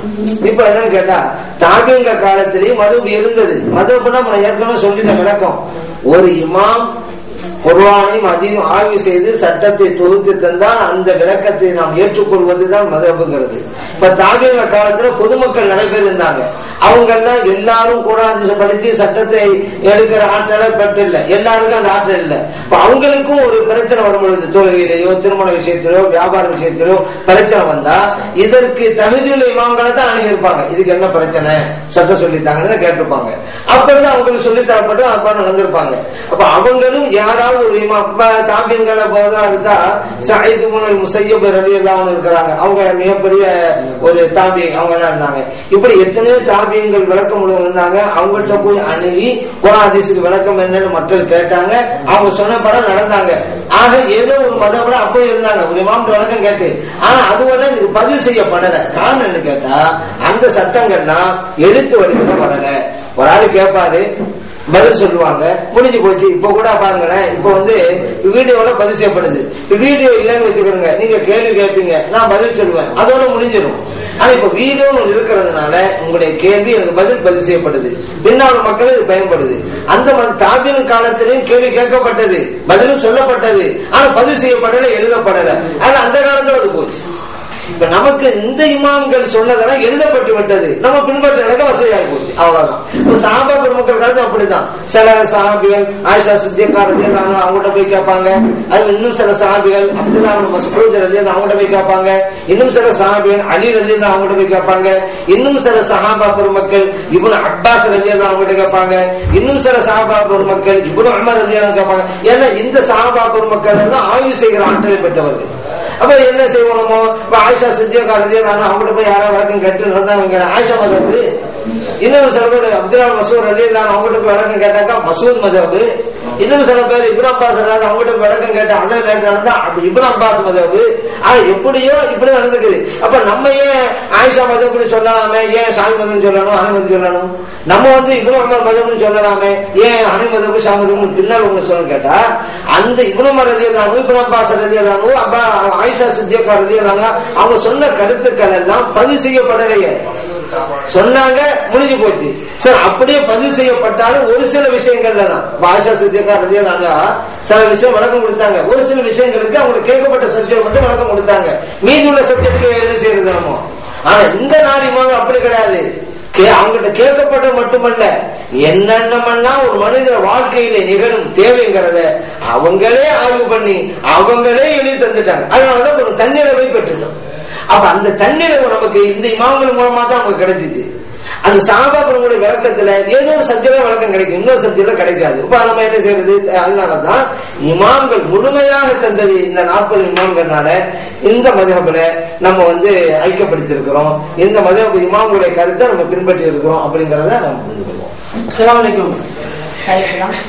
இமாம் ஷாரானி ரஹ்மத்துல்லாஹி அவர்கள் தன்னுடைய தபகாத் என்னும் நூலில் அஷ்ஷைகு இப்ராஹிம் ரலியல்லாஹு தஆலா அவர்கள் நிறுவனமாக மிம்பர் குத்பாவில் ஏறி குத்பா படித்ததாக சொல்கிறார்கள். அதை பற்றி கொஞ்சம் விளக்கம் தரவும். சகோதரர் ஒரு கேள்வி வச்சிருக்கிறாங்க. அதாவது இமாம் அப்துல் வஹாப் ஷாரானி ரஹ்மத்துல்லாஹி அவர்கள் அவருடைய தபகாத்துல் குப்ராவுல ஒரு இறைநேசர் நிர்வாண நிலையில குத்பா பண்ணாங்க அப்படிங்கிறது இருக்குது. இது சரியா? இறைநேசருங்கிறவங்க இப்படி செய்ய மாட்டாங்களே, ஆனா அப்படி எழுதப்பட்டிருக்க அப்படிங்கிற ஒரு கேள்வியை சகோதரர் வச்சிருக்கிறாங்க. அந்த தபகாத்து குபரான் கிதாபுல இந்த வாசகம் இருக்குது. ஆனா இந்த கிதாபை எழுதிய இமாம் அப்துல் வஹாப் ஷாரானி அவர்களுக்கும் இந்த வாசகத்துக்கும் சம்பந்தமே கிடையாது. இது இடைச்சர்களான வார்த்தையை பல பேர் பல வகையில கொண்டு வருவாங்க. அதாவது எந்த கிதாபும் மக்களுக்கு மத்தியில யோகித்து வரவேற்கப்பட்டிருக்கிறதோ, மக்களால் ஒப்புக்கொள்ளப்பட்டிருக்கிறதோ அந்த கிதாபுல சில விஷமிகள் தங்களுக்கு தோதுவான சில இடைச்சல் பண்ணி அந்த கிதாபு மேல கலங்கத்தை ஏற்படுத்துவார்கள். அப்பதான் மக்களால் படிக்க மாட்டாங்க அப்படிங்கறதுனால. ஏன்னா இந்த தபகாத்து குப்ரா அப்படிங்கிறது மக்களால் ஏற்றுக்கொள்ளப்பட்ட அழகான நூலாக இருந்தது. உலமக்கள் அத்தனை பேரும் விரும்பி படித்தார்கள். இதை பிடிக்காத ஒரு சில வஹாபியத்து சிந்தனை உள்ள சில பேரு அதுல இல்லாத பொல்லாத கருத்துக்களை எல்லாம் அதுல இடைச்சல்கள் பண்ணினார்கள். அந்த இடைச்சல்கள் விஷயங்களை ஒண்ணுதான் சகோதரர் சுட்டி காட்டியது. ஏன்னா என்றைக்கும் ஒரு இளைஞர் அப்படி செய்ய மாட்டாங்க. இந்த மாதிரி இடைச்சல் பண்ணுவது அப்படிங்கிறது இன்னைக்கும் வஹாபியில் சில விஷயங்கள் செஞ்சுட்டு தான் இருக்கிறாங்க. சரியான ஹதீஸ் கிதாபுடைய மாத்தி விட்டாங்க வாசகத்தை. சில ஹதீஸ்களை எடுத்துட்டாங்களே. முஸன்னஃப் அப்துல் ரஸாக் கிதாபுல நபிகள் ஸல்லல்லாஹு அலைஹி வஸல்லம் அவருடைய ஒளியிலிருந்து தான் எல்லாமே படைக்கப்பட்டது. முதலாவது படைக்கப்பட்டது அல்லாஹ்வுடைய படைச்சது நபிகள் ஸல்லல்லாஹு அலைஹி வஸல்லம் ஒளிதாங்கிற மேற்று முஸன்னஃப் அப்துல் ரஸாக்ல இருக்குது. அந்த ஹதீஸை இன்னைக்கு இரட்டடிப்பு செஞ்சுட்டாங்களே. இந்த வஹாபி சிந்தனை உள்ளவர்கள் ஆண்டாண்டு காலமாக பல்வேறு சதி திட்டங்கள், அவன் பிடிக்காத ஒரு ஹதீஸ் ஒன்று இருந்தா அப்படியே தூக்கிடுறது. அப்படி எத்தனை ஹதீஸ் கிதாப மூல எடுத்துக்கிட்டாங்க. அது போல பிடிக்காத விஷயங்களை மற்றவங்க வெறுக்கணுங்கிறனால சேர்த்துறது. அப்ப இந்த இடைநேச விஷயம் எல்லாம் இடைச்சலுங்கிறதுக்கு எவ்வளவு பெரிய ஆதாரமான தேவையில்லை. அந்த கிதாபுடைய தொடக்கத்துல இமாம் அப்துல் வஹாப் ஷாரானி சொல்றாங்க, இந்த நூலிலே நான் எதை சொல்ல போகிறேன் அப்படிங்கிறது. அதுல சொல்றாங்க, ஷரியத்திற்கு முரண்படாத கருத்துக்களை தான் இந்த கிதாபிலே நான் பதிய வைக்கிறேன் முன்னுரையில சொல்லியிருக்கிறாங்க. அந்த முன்னுரையை பார்த்த நல்ல வேலை முன்னுரை வாசகத்தை வஹாபிகள் எடுக்கிற அதை எடுத்துட்டாங்க. அந்த வாசகம் பார்த்தா ஷரியத்துல முரணா எது இருந்தாலும் இதுல இருக்காதுன்னு சொல்லியிருக்கிறாங்கல்ல.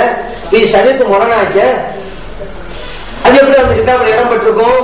அந்த கிதாபு மேல மக்களுக்கு வெறுப்பை உண்டாக்கவும், அந்த கிதாபை எழுதி இமாம் அப்துல் வஹாப் ஷாரானி ரஹ்மத்துல்லாஹி அலைஹி அவங்க மேலேயும் வெறுப்பு வருங்கிறதுனாலையும் இடைச்சல்கள் செய்யப்பட்டது. ஆனா இமாம் அப்துல் வஹாப் ஷாரானி இப்படி எழுதவே இல்லை. காரணம் அவங்க சொல்லிட்டாங்க, ஷரியத்துக்கு முரண்பட்ட எதுவும் இதுல இருக்காது அப்படின்ட்டாங்க. ஆனா இப்படி சொல்றாங்கல்ல, அந்த கிதாபுல ஆபாசம் இருக்கு அப்படின்னு இவங்கதான் ஆபாச கருத்தை பரத்திக்கிட்டு இருக்கிறாங்க. அது ஒரு உதாரணத்துக்கு தொடை பகுதியை காட்டலாம். தொழுகையில ஆண்கள் தொடையை காட்ட, இது ஆபாசம். இன்னும் சொல்ல போனா இந்த ஆபாசத்தை அங்கீகரிக்கிறார்கள். ஏதோ ஆபாசம் நடந்து போச்சுங்க, தப்பா போச்சுங்கிறது வேற. இந்த ஆபாசம் கூடும் என்று வாதிக்கிறார்கள். இந்த ஆபாசம் கூடும் என்பதற்கு ஹதீஸை இழுத்து கொண்டு வருகிறார்கள். ஆபாசம் ரைட்டு தான் அப்படின்னு. குர்ஆனும் ஹதீஸும் இஸ்லாத்துல பண்பாடுள்ள வாழ்க்கையை போதிக்குது, நாகரிகமான வாழ்க்கையை போதிக்குது, எல்லா மக்களும் விரும்பி ஏற்கத்தக்க கொள்கையை போதிக்குது இஸ்லாம். அந்த இஸ்லாமிய பேருல ஒரு ஆண் மகன் தொழுகையிலே கூட தொடைப்பகுதி தெரிந்த நிலையில் இருக்கலாம்ங்கிற இந்த வஹாபிச கருத்தை, ஆபாச கருத்தை திணிக்கிறார்கள் என்றால் இவர்களும் யாரும் புரிஞ்சுக்கிறாங்க. அப்ப உண்மையிலேயே இந்த ஆபாச கருத்தை கூடும் என்று சொல்லக்கூடியவர்கள் இந்த வஹாபிகள். அதுக்கு இஸ்லாம்ங்கிற அந்த கல்வியை ஆயுதமாக பயன்படுத்துகிறார்கள். இவங்க எப்படி இமாம் போய் குறை சொல்றாங்க? அந்த இமாம்கள் எல்லாம் நிர்வாணம் கூடாது என்பதிலே உறுதியாக இருந்தவர்கள் அல்லவா. இப்ப தொலைப்பது மறைப்பதுன்னு வச்சுக்கிறோமே, இமாம்கள் அப்துல் வஹாப் ஷாரானி அவர்கள் உட்பட ஒரு மனிதன் தன்னுடைய தொப்புள் முழங்கால் ரெண்டுக்கு மறைத்தே ஆக வேண்டும். தொலைப்பை தெரியக்கூடாது, அது ஒரு நிர்வாணம் என்று சொன்னவர்கள் இமாம். இந்த கருத்தை கொண்டவர்கள் தான் இறை நேசர்கள். அந்த இறை நேசர்கள் எப்படி இருப்பாங்க? ஆனா தொலைப்பை காட்ட தேவையில்லை, காட்டலாம், மறைக்க தேவையில்லை சொல்லுகின்ற வஹாபிகள் தான் ஆபாச கருத்தை திணிக்கிறார்கள். அப்ப இவர்கள் எப்படி சொல்றாங்க? அதனால இந்த கித்தாபுல இப்படி இல்லாத பொல்லாத கருத்தை இடைச்சல்கள் செய்துவிட்டு இமாம்கள் மேலேயும் வலிமார்கள் மேலேயும் ஒரு வெறுப்பை உண்டு பண்ணுகின்ற இந்த தந்திரம் யஹூதியத்து, அந்த தந்திரம் தான் இந்த வஹாபிகளுடைய செயல்பாடு அப்படின்னு நம்ம புரிஞ்சுக்கணும். ஹஜ்ரத் நபிகள் நாயகம் ஸல்லல்லாஹு அலைஹி வஸல்லம் அவர்களே நாம் விழிப்பில் இருக்கும் பொழுது பார்க்க முடியுமா முடியாதா? அப்படியாவது முடியாது என்றால் அவருடைய நிலைப்பாடு என்ன என்று விளக்கம் தரவும் கேட்டுக்கிறாங்க. நபிகள் ஸல்லல்லாஹு அலைஹி வஸல்லம் அவங்கள நம்மள கனவுல பார்க்க முடியும், சரிதான். ஆனா விழிப்பிலையும் அவங்களை காண முடியுமா அப்படிங்கறதான் கேள்வி. விழிப்பிலும் காணலாம். இந்த ஹதீஸ நபிகள் ஸல்லல்லாஹு அலைஹி வஸல்லம் அவங்களே சொல்லி காட்டுறாங்க. புகாரிலே பதிவு செய்யப்பட்டது. கனவு சம்பந்தமான ஹதீஸ்ல இந்த மேட்ல இருக்குது. நபிகள் ஸல்லல்லாஹு அலைஹி வஸல்லம் சொல்லும் பொழுது மன் ரஆனி ஃபில் மனாமி ஃபஸயரானி ஃபில் யக்லதி, ஒருவர் கனவிலே என்னை பார்த்தால் அவர் விழிப்பிலும் என்னை காண்பார். இது புகார்ல பதிவு செய்யப்பட்ட ஹதீஸ். அவர் சலாசங்கே சொல்லிட்டார், விழிப்பிலே பார்ப்பான்ட்டாங்களே. அப்ப நீங்க கேட்ட கேள்விக்கு நேரடியான பதில் விழிப்பில பார்க்க முடியுமாங்கிறதுதான். நபிகள் சலாசன் சொல்லிட்டாங்க, ஏன்னா நீங்க விழிப்பில பார்க்கலாம். எப்போ கனவுல பாத்தீங்களா இந்த வாய்ப்பு உங்களுக்கு கிடைக்கும் அப்படின்ட்டாங்க. அப்ப தெளிவான பதிலா போய் பார்க்கலாம். சரி, இன்னொரு உதாரணம் சொல்ல வர, இந்த மாதிரி நபிமார்களை எல்லாம் விழிப்பிலே பார்க்கலாம் என்பதற்கு ஒரு ஆதாரம் கேட்டா, நபிகள் ஸல்லல்லாஹு அலைஹி வஸல்லம் பயணத்தில் இருக்கிறாங்க. இது கூட சொல்றாங்க, நாங்க பயணத்தில் இருந்தோம். அப்போ ஒரு இடத்துல நபிகள் ஸல்லல்லாஹு அலைஹி வஸல்லம் சொன்னாங்க, இங்க நான் மூசா அலைஹிஸ்ஸலாத்தை பார்க்கிறேன், அவர்களுடைய தலைமுடி அவருடைய உடலின் நிறம் இப்படி இருக்குது என்ற விளக்கம் தர்றாங்க. இன்னும் கொஞ்சம் இந்த தூர சென்ற பிறகு நான் யூனுஸ் அலைஹிஸ்ஸலாத்தை பார்க்கிறேன், அவர்கள் சிவப்பு நிறம் கொண்ட ஒட்டையில போறாங்க, ஜுப்பா அணிஞ்சிருக்கிறாங்க, அந்த ஜுப்பா கம்பளியா நெய்யப்பட்டது, இப்படி எல்லாம் விளக்கம் தர்றாங்க நபிகள் ஸல்லல்லாஹு அலைஹி வஸல்லம். இந்த அது முஸ்லிம்ல பதிவு செய்யப்பட்டது. அப்போ மூசா அலைஹிஸ்ஸலாம் இந்த உலகத்துக்கு போனவங்க தான், அவர்களை விழிப்பிலேயே பார்க்கிறாங்க நபிகள் ஸல்லல்லாஹு அலைஹி வஸல்லம் அவர்கள். யூனுஸ் அலைஹிஸ்ஸலாம் அவர்கள் இந்த உலகத்துக்கு போனவங்க தான், விழிப்பிலே பார்க்கிறார்கள் நபிகள் ஸல்லல்லாஹு அலைஹி வஸல்லம் அவர்கள். அது மட்டும் இல்ல, மேராஜ் போனாங்க நபிகள் ஸல்லல்லாஹு அலைஹி வஸல்லம். பைத்துல் முகத்தஸ்ல எல்லா வந்தாங்க. ஆதம் அலைஹிஸ்ஸலாத்தை இருந்து ஈசா அலைஹிஸ்ஸலாம் அவ்வளவு பேரும் வந்திருக்கிறாங்க. நபிகள் ஸல்லல்லாஹு அலைஹி வஸல்லம் விழிப்பிலே தான் எல்லா நபிமாரும் பார்க்கிறாங்க பைத்துல் முகத்தஸ்ல. இதுல என்ன வழங்குன்னு சொன்னா, அல்லாஹ் நினைத்தா அந்த பெரியவங்களை காட்சி பொருளாக தருவான். அதுதான் நபிகள் ஸல்லல்லாஹு அலைஹி சொல்றாங்க, என்னையே நீங்க பாப்பீங்க விழிப்பில, என்ன கனவுல பார்த்தாண்டாங்க. விழிப்பிலையும் காண முடியும். நல்லடியார்களுக்கு அது கிடைத்திருக்கிறது. இறைவன் அந்த நல்ல நசீபை நமக்கும் தந்தல்வானாங்க. அஸ்ஸலாமு அலைக்கும் வரஹ்மத்துல்லாஹி வபரகாத்துஹு. ஹஜ்ரத் நபிகள் நாயகம் ஸல்லல்லாஹு அலைஹி வஸல்லம் அவர்கள் மேராஜுக்கு சென்ற பொழுது அல்லாஹ்வை தரிசித்தார்கள் என்று நாம் அஹ்லே சுன்னத் வல் ஜமாஅத் சார்ந்தவர்கள் நம்புகிறோம். ஆனால் மற்ற கொள்கை உடையவர்கள் ஒரு குர்ஆன் ஆயத்தை கொண்டு வந்து அல்லாஹ்வுடைய பார்வை யாரும் அடைய முடியாது என்று ஒரு குர்ஆன் வசனத்தை தருகிறார்கள். பெருமாள் அல்லாஹ்வை சந்தித்தார்கள் என்று சற்று விளக்கம் தருவோம். நபிகள் ஸல்லல்லாஹு அலைஹி வஸல்லம் அவர்கள் மேராஜ் இரவுல இறைவனை சந்தித்து பார்த்தார்கள் என்று நம்ம நம்புறோம். ஆனா சில பேரு நபிகள் ஸல்லல்லாஹு அலைஹி வஸல்லம் அல்லாஹ்வை பார்க்கலங்கிறாங்களே, இப்ப எது சரி அப்படின்னு கேள்வி வச்சிருக்கிறாங்க. நபிகள் ஸல்லல்லாஹு அலைஹி வஸல்லம் அவர்கள் இறைவனை பார்த்தார்கள் அப்படிங்கறத அவங்களே சொல்லிட்டாங்க. இந்த விஷயம் பார்த்தாங்களா இல்லங்கிறத யாரும் சொல்லணும், நமக்கு அது சம்பந்தப்பட்டவங்க தான் சொல்லணும். நபிகள் ஸல்லல்லாஹு அலைஹி வஸல்லம் அவங்க சொல்றாங்க நான் பார்த்தேன், அப்ப இன்னொரு ஆள் அவங்க பார்க்கலடா, பார்த்தவங்க நான் பார்த்தேங்கிறாங்களே. முஸ்லிம்களை பதிவு செய்யப்பட்ட ஹதீஸ் இருக்கு, அவங்ககிட்ட கேட்கப்படுது, அல் ரஅய்த ரப்பக, யார சூழல்லாம் உங்க ரப்ப நீங்க பாத்தீங்களா? நபிகள் ஸல்லல்லாஹு அலைஹி சொல்றாங்க, ரஅய்து நூரன், ஒளியாக அவனை பார்த்தேன் அப்படிங்கிறாங்க. முஸ்லிம்ல பதிவு செய்யப்பட்டிருக்கல, பார்த்தேன் ஒளியாக, முடிஞ்சு போச்சு. அப்ப யார் பார்த்தார் அப்படிங்கறத சந்தேக கேள்வி. பார்த்தாங்களா இல்லையாண்டு சம்பந்தப்பட்டவங்கள நான் பார்த்தேன்ட்டாங்க, அவங்க சொல்றாங்க நம்ம ஏற்றுக்கொள்ளணும். இன்னொரு ஆள் அவங்க எல்லாம் பார்க்கலன்னு சொல்ல ஏற்றுக்கொள்ளவே தேவையில்லை. இன்னொன்னு நபிகள் ஸல்லல்லாஹு அலைஹி சொல்றாங்க, ரஅய்து ரப்பி, எனது ரப்பை நான் கண்டேன். இந்த ஹதீஸ் அஹ்மதுல பதிவு செய்யப்பட்டிருக்கு. அப்ப தெளிவாகி போச்சு, நபிகள் ஸல்லல்லாஹு அலைஹி வஸல்லம் அவர்கள் அல்லாஹ்வை பார்த்தார்கள் அப்படிங்கிறது தெளிவாகி போச்சு. இப்ப ஆயிஷா சித்திகா ரலியல்லாஹு அன்ஹா சொல்றாங்களே, நபிகள் ஸல்லல்லாஹு அலைஹி வஸல்லம் அல்லாஹ்லாம் பார்க்கலன்னு சொன்னாங்க, அவர்களுக்கு தெரிந்த வகையில் அவங்க சொல்றாங்க. ஏன்னா மேராஜ் அப்படிங்கிற பல வகை. நபிகள் ஸல்லல்லாஹு அலைஹி வஸல்லம் உடலோடு அமைந்த மேராஜ் அது ஒரு தடவை தான் நிகழ்ந்துச்சு மக்காவில் இருக்கும் பொழுது. நபிகள் ஸல்லல்லாஹு அலைஹி வஸல்லம் ரூஹானியத்தான மேராஜ், அல்லாஹ்வை சந்தித்தல் பேசுதல்ங்கிறது பல தடவை நடந்திருக்கு. ஆயிஷா சித்திகா ரலியல்லாஹு அன்ஹா சொல்றது இந்த ரூஹானியத்தான அடிப்படையில் அமைந்தது, மதீனாவுடைய அடைந்ததுதான் சொல்றாங்க. அதை ஏன்னா மக்காவில் நடைபெற்ற போது அவங்க சிறுமியாக இருக்காங்க. நபிகள் ஸல்லல்லாஹு அவங்களுக்கு துணைவியார கூட இல்ல, ஸல்லல்லாஹு அவங்க கூட கிடையாது. ஏன்னா மதீனாவுக்கு வந்த பிறகுதான் நபிகள் ஸல்லல்லாஹு ஆயிஷா சித்திகா ரலியல்லாஹு அன்ஹா அவங்க ரெண்டுமே இணைத்து வைக்கப்படுது. திருமணம் மக்காவில நடந்துருச்சு, ரெண்டு பேரும் இணைத்து வைக்கப்பட்டது 9ஆம் வயசுல மதீனாவுல தான். ஆனா மேராஜ் நடந்த போது ஆயிஷா சித்திகா ரலியல்லாஹு அன்ஹா நபிகள் ஸல்லல்லாஹு அவங்க கூடவே கிடையாது. அப்ப பார்த்தாங்கன்னா இல்லையா அவங்க எப்படி தெரியும்? அவங்க சொல்ல வேற மேட்டு, மற்ற ருஹானியத்த மேராஜ் அமைப்புல அவங்க பார்க்கல அப்படின்னு சொன்னாங்களே தவிர இந்த உடலோடு நடந்த அந்த மேராஜிலே பார்த்தாலே என்பதுதான் உண்மை. அதுக்கான ஆயிஷா சித்திகா ரலியல்லாஹு அன்ஹா அவங்க சொல்ற மறுக்க தேவையில்லை, வேறு விளக்கம் கொடுக்குறோம். அவங்க சொல்ற அப்படி ஸல்லல்லாஹு நேரடியா சொல்றாங்க, நான் பார்த்தேன், ஒளியாக பார்த்தேன், அதுவெல்லாம் மேராஜ் இடத்துல நடந்தது. அப்போ குர்ஆன் அல்லாஹ் சொல்றானே, லா துத்ரிகுல் அப்சார் வஹு யுத்ரிகுல் அப்சார், பார்வைகள் அவனை அடைந்து கொள்ளாது, ஆனால் அவன் பார்வைகளை அடைந்து கொள்வான். அவன்கிறது இறைவன். இப்படி இருக்குது. ஏன்னா இதைத்தான் ஆதாரமா காட்டுற வஹாபிகள் பார்க்கலாம் முடியாது. இந்த காரியத்தை முன்னால முஅத்தஸிலாக்கள் செஞ்ச வேலை தான். இன்னைக்கு வாழ்ந்து இருக்காங்கல்ல, அந்த காலத்துல எல்லா கொள்கைவாதிகளுடைய ஒவ்வொரு கொள்கையும் எடுத்துட்டு அந்த கலந்து ஒரு மிக்சர், ஒரு வழிகாட்டி இயக்கம் சொன்னா வஹாபி தான். ஹவாஜி கொள்கையும் இருக்கும், முஅத்தஸிலா கொள்கையும் இருக்கும், ஷியா கொள்கையும் இருக்கும். எல்லா கொள்கையும் ஒரு கலவை தான் இந்த வஹாபிசம்ங்கிறது. அதே போல இந்த முஅத்தஸிலாக்கள் தான் இந்த ஆயத்தை கொண்டு வந்தாங்க. ஆனா என்ன வித்தியாசம்டா, முஅத்தஸிலாக்கள் அல்லாஹ்வை அறவே பார்க்க முடியாதுங்கிறாங்க. இந்த உலகத்தை பார்க்க முடியாது, மறு உலகத்தை பார்க்க முடியாது. ஆனா இந்த முஅத்தஸிலாக்களுடைய பிள்ளைகள் வஹாபிகள் சொல்றாங்க, இல்ல மறுமையில பார்க்கலாம், இங்கதான் பார்க்க முடியாதுங்கிறாங்க. இதுதான் வித்தியாசம். ஆனா ரெண்டு பேருமே ஒரே வசனத்தை ஆதாரமா எடுத்தாங்க. அந்த வசனத்துல என்ன இருக்குது அப்படின்னா, இத்ராக்ங்கிற வார்த்தை இடப்பட்டிருக்கு. நான் ஏற்கனவே சொல்லியிருக்கேன், அந்த வஹாபிகளுக்கு அரபி ஞானமே இல்லை. அதனாலதான் கலியாக்கால் விவாதத்துல சஜரத்துங்க பெரிய பொம்பளைன்னு அர்த்தம் வச்சாங்க. இன்னைக்கு எத்தனையோ இடங்களை பாருங்க, அரபி ஞானம் கிடையாது. அதுக்கு இது ஒரு உதாரணம். இங்க இத்ராக்ங்கிற வார்த்தை இருக்குது. இத்ராக் என்றாலே முழுமையாக அடைவது, கண்பாடு முழுமையா அடைவது. இது இறைவன் விஷயத்துல முடியாது. இப்ப நம்ம ஒரு ஆளை பார்க்கணும், இவருடைய உயரம் இது, ஆள் ஒல்லியா இருக்கிறா, பிரம்மனா இருக்கிறா, ஆள் கருப்பா இருக்கிறா, சிவப்பா இருக்கிறா, கண்டுபிடிச்சிடலாம்.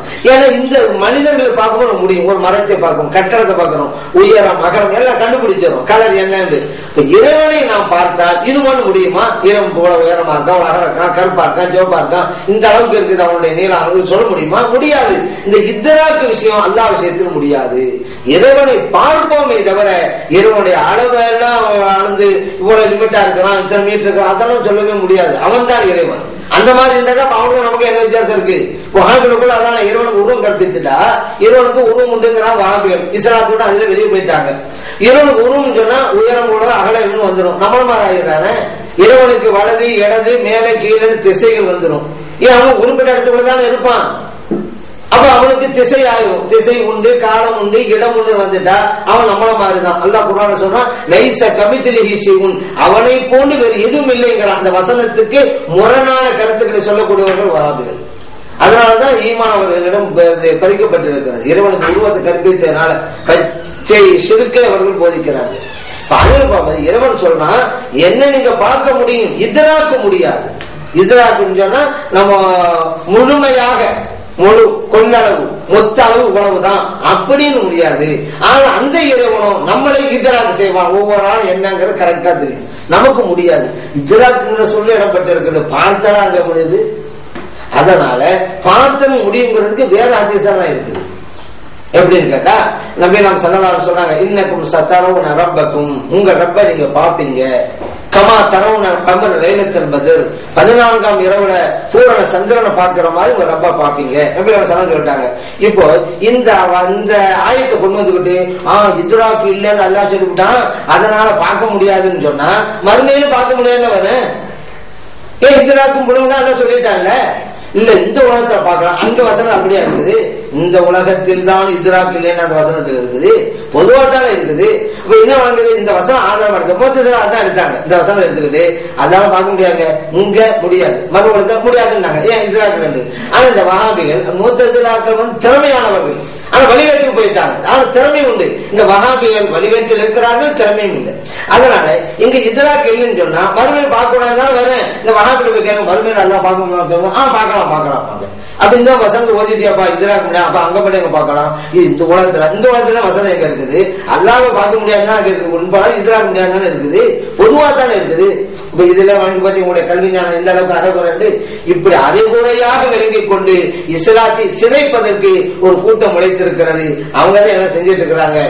அல்லாஹ் பார்த்ததுக்கும் இந்த வசனத்துக்கும் சம்பந்தம் இல்லை. இந்த வசனத்தை நாமும் ஏற்றுக்கொள்ளணும். இறைவனை பார்ப்போம், இதுவரை மொத்தளவு இவ்வளவுதான் நம்மால் விளங்க முடியாது. அதைத்தான் இறைவன் சொல்லி காட்டுகிறான் அப்படின்னு புரிஞ்சுக்கணும். அது இன்னைக்கு சென்ற காலத்துல வஹாபிகள் இல்மே கைப் இல்லை இல்லை என்று வாதம் விட்டவர்கள் இந்த காலத்தில் வாதம் இல்மே கைப் இருக்கு, ஆனா அந்த பேரை வந்து இல்மே கைப் என்று சொல்லக்கூடாது. ரசூல் கரீம் ஸல்லல்லாஹு அலைஹி வஸல்லமுக்கு அதாயே இல்மே கைப் இருக்கிறதுனால அதுக்கு வந்து இல்மே கைப் இல்லை, வெறும் இல்முன்னு சொல்லலாம். ஏன்னா அவருக்கு வந்து கொடுக்கப்பட்ட இல்மு இருக்கு இல்லையா, அதனால வந்து இல்மே கைப் இல்லை. இல்மே கைப் என்றால் ஜாத்தா இருக்கணும், அது இறைவனுக்கு மட்டும்தான். நீங்க வந்து ரசூலுக்கு வந்து இல்மே கைப்னு சொல்லாதீங்க, இல்முன்னு சொல்லிக்கீங்க இப்படின்னு வாதம் பண்றாங்க. இது நம்ம குர்ஆன் ஹதீஸ்ல அல்லாஹ் வந்து தெளிவா சொல்லிட்டா இல்மே கைப் நான் கொடுத்திருக்கிறேன் நபிக்கு, இன்னும் ஹதீஸ்லயும் சொல்லப்பட்டிருக்கு. இந்த விஷயத்த நம்ம எப்படி தெரிஞ்சுக்கிறது, எப்படி புரிஞ்சுக்கிறது? இல்மே கைப் என்ற வார்த்தையை நம்ம ரசூல் கரீம் ஸல்லல்லாஹு அலைஹி வஸல்லமுக்கு உபயோகிக்கலாமா? இல்மே கைப் இருக்கு என்ற வாதத்தை நம்ம பூர்த்தி செய்யலாமா?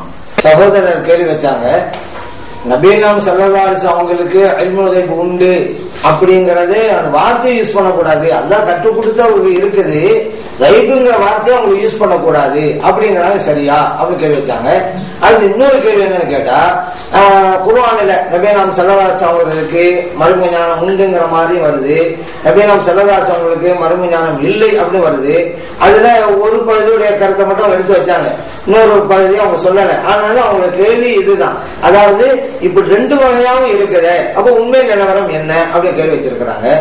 இதுல இன்னொரு கேள்வி நம்ம சேர்த்து சொல்லிக்கிறாங்க, நபீனாம் ஸல்லல்லாஹு அலைஹி வஸல்லம் அவர்களுக்கு முழுமையாக எல்லா விவரங்களும் தெரியுமா, கொஞ்சம் சொல்லிக் கொடுக்கப்பட்டதா, எல்லாமே சொல்லிக் கொடுக்கப்பட்டு விட்டதா அப்படின்னு மூணு வகை நம்ம வச்சுக்கலாம்.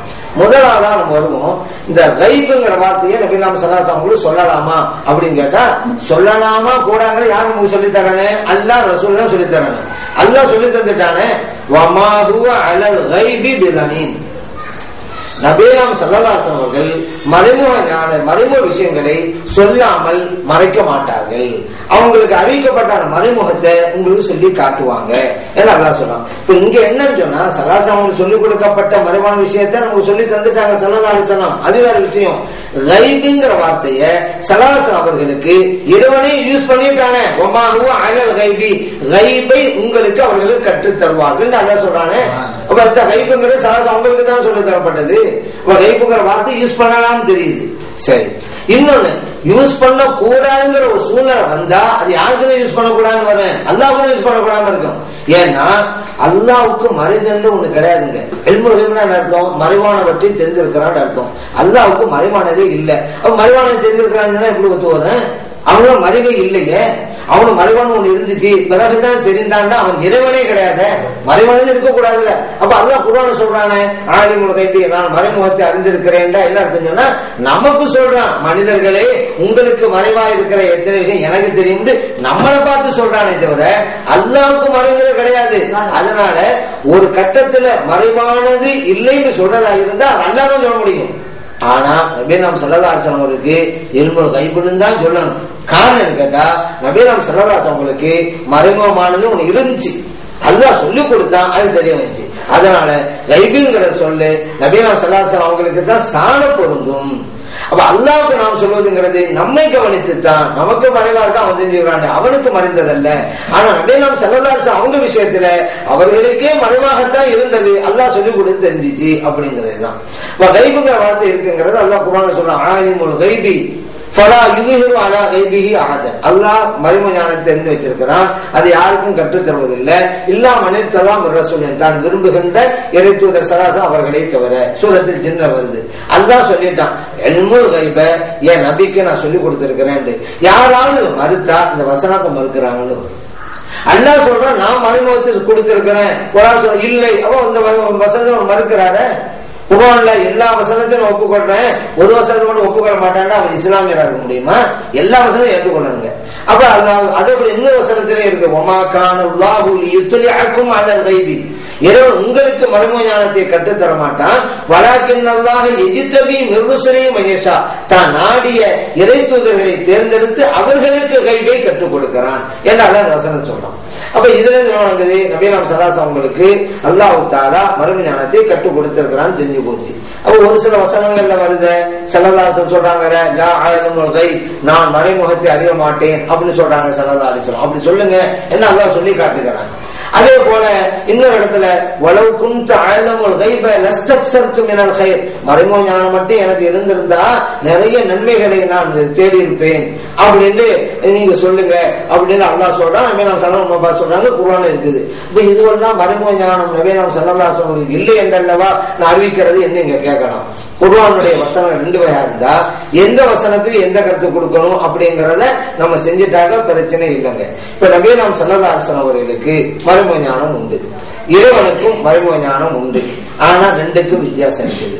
என்ன, இறைவனுக்கு மறைமுக ஞானம் அப்படிங்கறது யாரும் சொல்லிக் கொடுத்தல, தானாக தெரிந்தது. அல்லாஹ் யாரும் சொல்லிக் கொடுக்கல இதெல்லாம் மறைவா இருக்கு நீங்க தெரிஞ்சுக்கிறீங்க, அது அவனுக்கே தெரிந்தது. ஆனா நபியலாம் ஸல்லல்லாஹு அலைஹி வஸல்லம் மறைமுக ஞானம்ங்கிறது தானாக தெரிந்ததல்ல, இறைவன் சொல்லிக் கொடுத்தது. டிஃபரன்ஸ் வந்துருச்சு.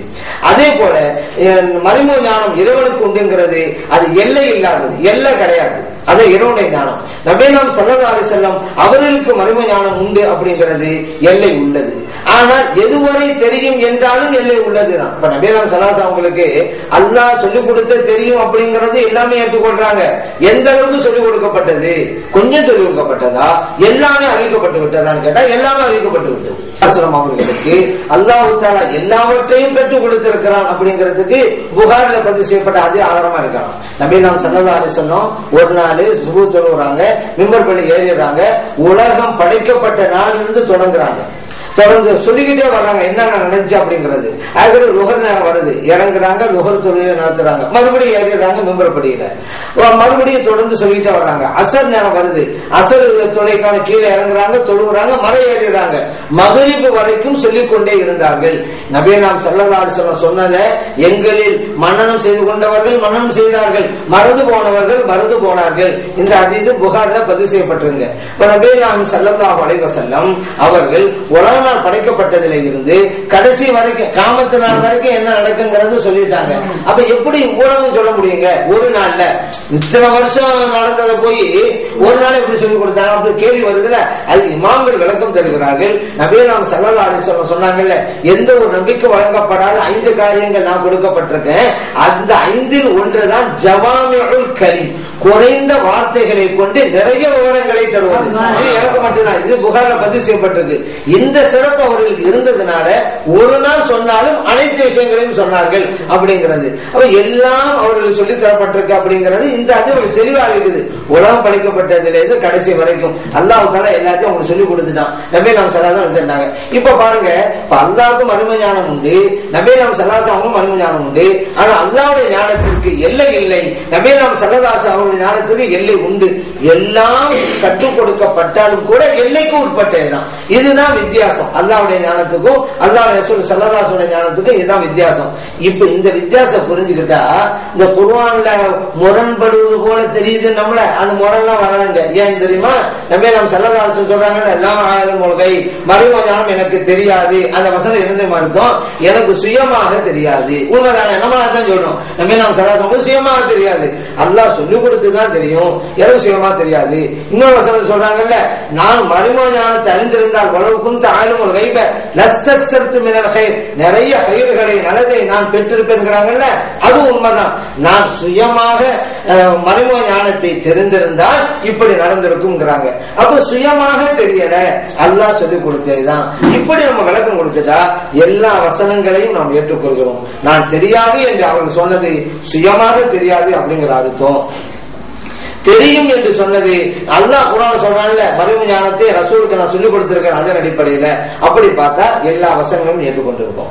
இன்னொரு வசனம் இருக்குது, இன்தஹு மஃபாத்திஹுல் கைபி, அல்லாஹ்விடம் தான் மறைமுக ஞானத்தினுடைய சாவிகள் எல்லாம் இருக்குது அப்படி அல்லாஹ் சொல்லி இருக்கிறான்னு கேட்டா, ஆமா, சாவி அல்லாஹ் ஏன் வச்சிருக்கிறான்? தேவாலயங்களை திறந்து காட்டுறதுக்கு தானே, இல்ல அல்லாஹ்வுக்கு சாவி தேவைப்படுது? அல்லாஹ் மறைமுக ஞானம் இருக்கு, ஒரு பெட்டிக்குள்ள இருக்கு, தேவைப்பட்டா திறக்கணும், இப்படி பார்த்துட்டு தான் எல்லாம் தெரிஞ்சுக்கணும், அந்த கண்டிஷன் அல்லா இருக்கிறானா? அந்த கண்டிஷன் அவன் இருந்தால் இறைவனா இருக்க முடியுமா? அதனால அவனுக்கு திறவுகோல் என்பது தேவையில்லை, சாவி தேவையில்லை. தேவையில்லை உடனே வச்சுக்கிட்டு இருக்கிறான். சாவி எதுக்கு அவனுக்கு இப்ப தேவைப்படுது? மற்றவர்களுக்கு திறந்து காட்டுவதற்கு தான். அதனால நபிமார்களுக்கு வழிமார்களுக்கு மறைமுகத்தை சொல்லிக் கொடுப்பதற்கு தான் நல்ல சாவி வச்சிருக்கிறான். அதனால இந்த வசனமும் கூட நபிமார்களுக்கு மறைமுக ஞானம் உண்டு என்பதை தான் அறிவிக்கிறது. அல்ல சாவியை வைத்துக் கொண்டு இருக்கிறான் என்பதை தேவனாவே தந்து காட்டுறதுக்கு தான். அதன் அடிப்படையில நபியனாம் ஸல்லல்லாஹு அலைஹி வஸல்லம் அவர்களுக்கு மறைமுக ஞானம் உண்டு. இந்த அல்லாஹ்வை சொல்லிட்டான், எனக்கு தெரியாது என்று அவர்கள் சொன்னது எனக்கு சுயமாக தெரியாது என்று சொன்னார்கள். அப்படின்னு தான் நம்ம புரியணும். அப்பதான் எல்லா வசனம் ஏற்றுக்கொண்டோம். இல்ல நபியனாம் ஸல்லல்லாஹு அலைஹி அவர்களுக்கு அரபி மறைமுக ஞானம் இல்லைன்னு சொன்னா இறைவன் நான் கற்றுக் கொடுத்தேன்னு சொன்னாலே அந்த வசனத்தை மறுக்கிற ஒரு சூழ்நிலை ஏற்படும். அப்ப இஸ்லாம் வட்டத்தை விட்டு வெளியேறிடுவாங்க. அப்படிப்பட்ட சூழ்நிலை இல்ல. அதனால நபியனாம் ஸல்லல்லாஹு அலைஹி அவர்களுக்கு மறைமுக ஞானம் உண்டு. அப்படித்தான் குர்ஆனும் ஹதீஸும் நமக்கு அறிவித்து தருதுங்கிறத நாம் அறிந்து கொள்வோம். வழிமார்களை தேடி செல்வது சுன்னத்தா பித்தத்தா? இறை நேசர்களை தேடி செல்வது மார்க்கத்திலே நமக்கு கற்றுத்தரப்பட்ட சுன்னத்தான வழிமுறையா, அல்லது மார்க்கம் இப்படியெல்லாம் சொல்லல நாம தான் இது உருவாக்கி கொண்டோம் அப்படிங்கிற பிதாத்தா அப்படிங்கறதா கேள்வி வச்சிருக்கிறாங்க. நமக்கு இதுல இருந்து ஒரு விஷயம் நமக்கு புரிஞ்சு போச்சு. மார்க்கம் சொல்லித்தரப்பட்டன்னு சொன்னா சுன்னத்து தாங்கிற நம்ம தெரிஞ்சு வச்சிருக்கோம்ல.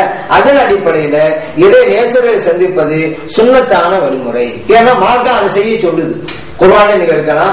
யா அய்யுஹல்லதீன ஆமனு தக்குல்லாஹ், இறை நம்பிக்கையாளர்களே அல்லாஹ்வை அஞ்சிக் கொள்ளுங்க, வகூனு மஅஸ்ஸாதிகீன், உண்மையாளர்களோடு நீங்கள் இருங்கள் என்று அல்லாஹ் கட்டளையிடுறான். இறை நேசர்கள் உண்மையானவர்கள். அல்லாஹ் சொல்ற அவங்க கூட தான் இருக்கணும். அதனால தேடி போகணும். ஏன் அல்லாஹ் சொல்ற பிரகாரம் நம்ம தேடி போகாம இருந்தா உண்மையாளரோடு இருங்கிற அந்த வசனத்தை எப்படி அமல்படுத்துறது? அமல்படுத்த முடியாது. உங்க இடத்துல இருந்துகிட்டே இருந்தீங்களாக்கா புறப்பட்டு போகணும் இறை நேசர் சந்திக்க அல்லாஹ்வோட கட்டளை.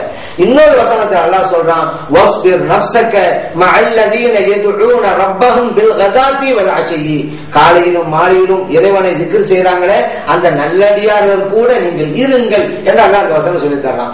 அந்த நல்லடியார்கள் எங்க இருக்கிறாங்களோ தேடி போய் அவங்களை சந்திக்கணும். ஏன் அல்லாஹ் சொன்னது இப்படிப்பட்ட திக்ர்ல இருக்கிற நல்லடியார்களை போய் பாருங்க, அவங்க கூட இருங்கன்னு அல்லாஹ் சொல்றான். இப்ப இந்த வசனத்தை அடிப்படை பார்க்கும் பொழுது நம்ம நல்லடியார்களை தேடி போகணும், சுன்னத்து. ஏன் அல்லாஹ் கட்டளை இட்டதுல அதுபோல நபியல்லாஹு ஸல்லல்லாஹு சொல்றாங்க, நீங்க நல்லவங்க கூட எப்பவுமே இருங்க, அதுதான் உங்களுக்கு நல்லது. உதாரணம் தர்றாங்க, ஒரு கஸ்தூரி ஒரு ஆளு விற்கிறாருன்னு வச்சுக்கிறோங்க, அவர் கூட இருந்தா எப்படியோ அப்படித்தான் கஸ்தூரி வச்சிருக்கிறார், அவங்க கூட இருந்தா ஏதோ உங்களுக்கு நல்லது கிடைக்கும். ஒண்ணு அந்த கஸ்தூரிய அவர் உங்களுக்கு விலைக்கு தருவாரு, நீங்க வாங்கிக்கலாம். இல்ல விலைக்கு தரலையா சும்மா கூட அவர் தந்துடலாம். சரி அதுவும் இல்லையா அவர் பக்கத்துல இருந்தா அந்த கஸ்தூரி வாடையாவது நீங்க நோந்துட்டு இருப்பீங்கல்ல.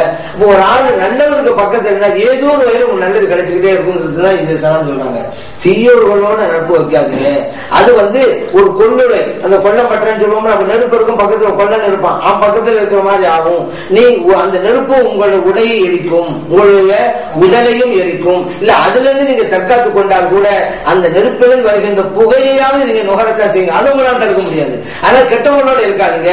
நபியல்லாஹு ஸல்லல்லாஹு அலைஹி வஸல்லம் புகாரில பதிவு செய்யப்பட்டது, நல்லவர்களோடு இருங்கள் என்று நபியல்லாஹு ஸல்லல்லாஹு அலைஹி வஸல்லம் சொல்லிட்டனால இறை நேசர்களை தேடி போக வேண்டும், சந்திக்க வேண்டும். அப்பதான் அல்லாஹ் சொன்னதையும் நபியல்லாஹு ஸல்லல்லாஹு அலைஹி வஸல்லம் சொன்னதையும் அமல்படுத்த முடியும். ஆகவே இது சுன்னத்தான வழிமுறைங்கிறத புரிஞ்சுக்கணும். சாப்பாடு வச்சு படிச்சு துஆ சாப்பிடலாமா? மைதானம் சகோதரர் கேட்ட கேள்வி, நம்ம வீடுகள்ல எல்லாம் துவா ஓதும் பொழுது உணவு பதார்த்தத்தை எடுத்து வச்சுக்கிட்டு துவா ஓதுவோம். அந்த மாதிரி உணவை வைத்துக் கொண்டு துவா ஓதுவது அப்படிங்கிறது மார்க்கத்திலே இருக்கிறதா? அதுக்கு ஒரு தனி சிறப்பு என்ன அப்படிங்கறத அவங்க கேள்வி வச்சிருக்கிறாங்க.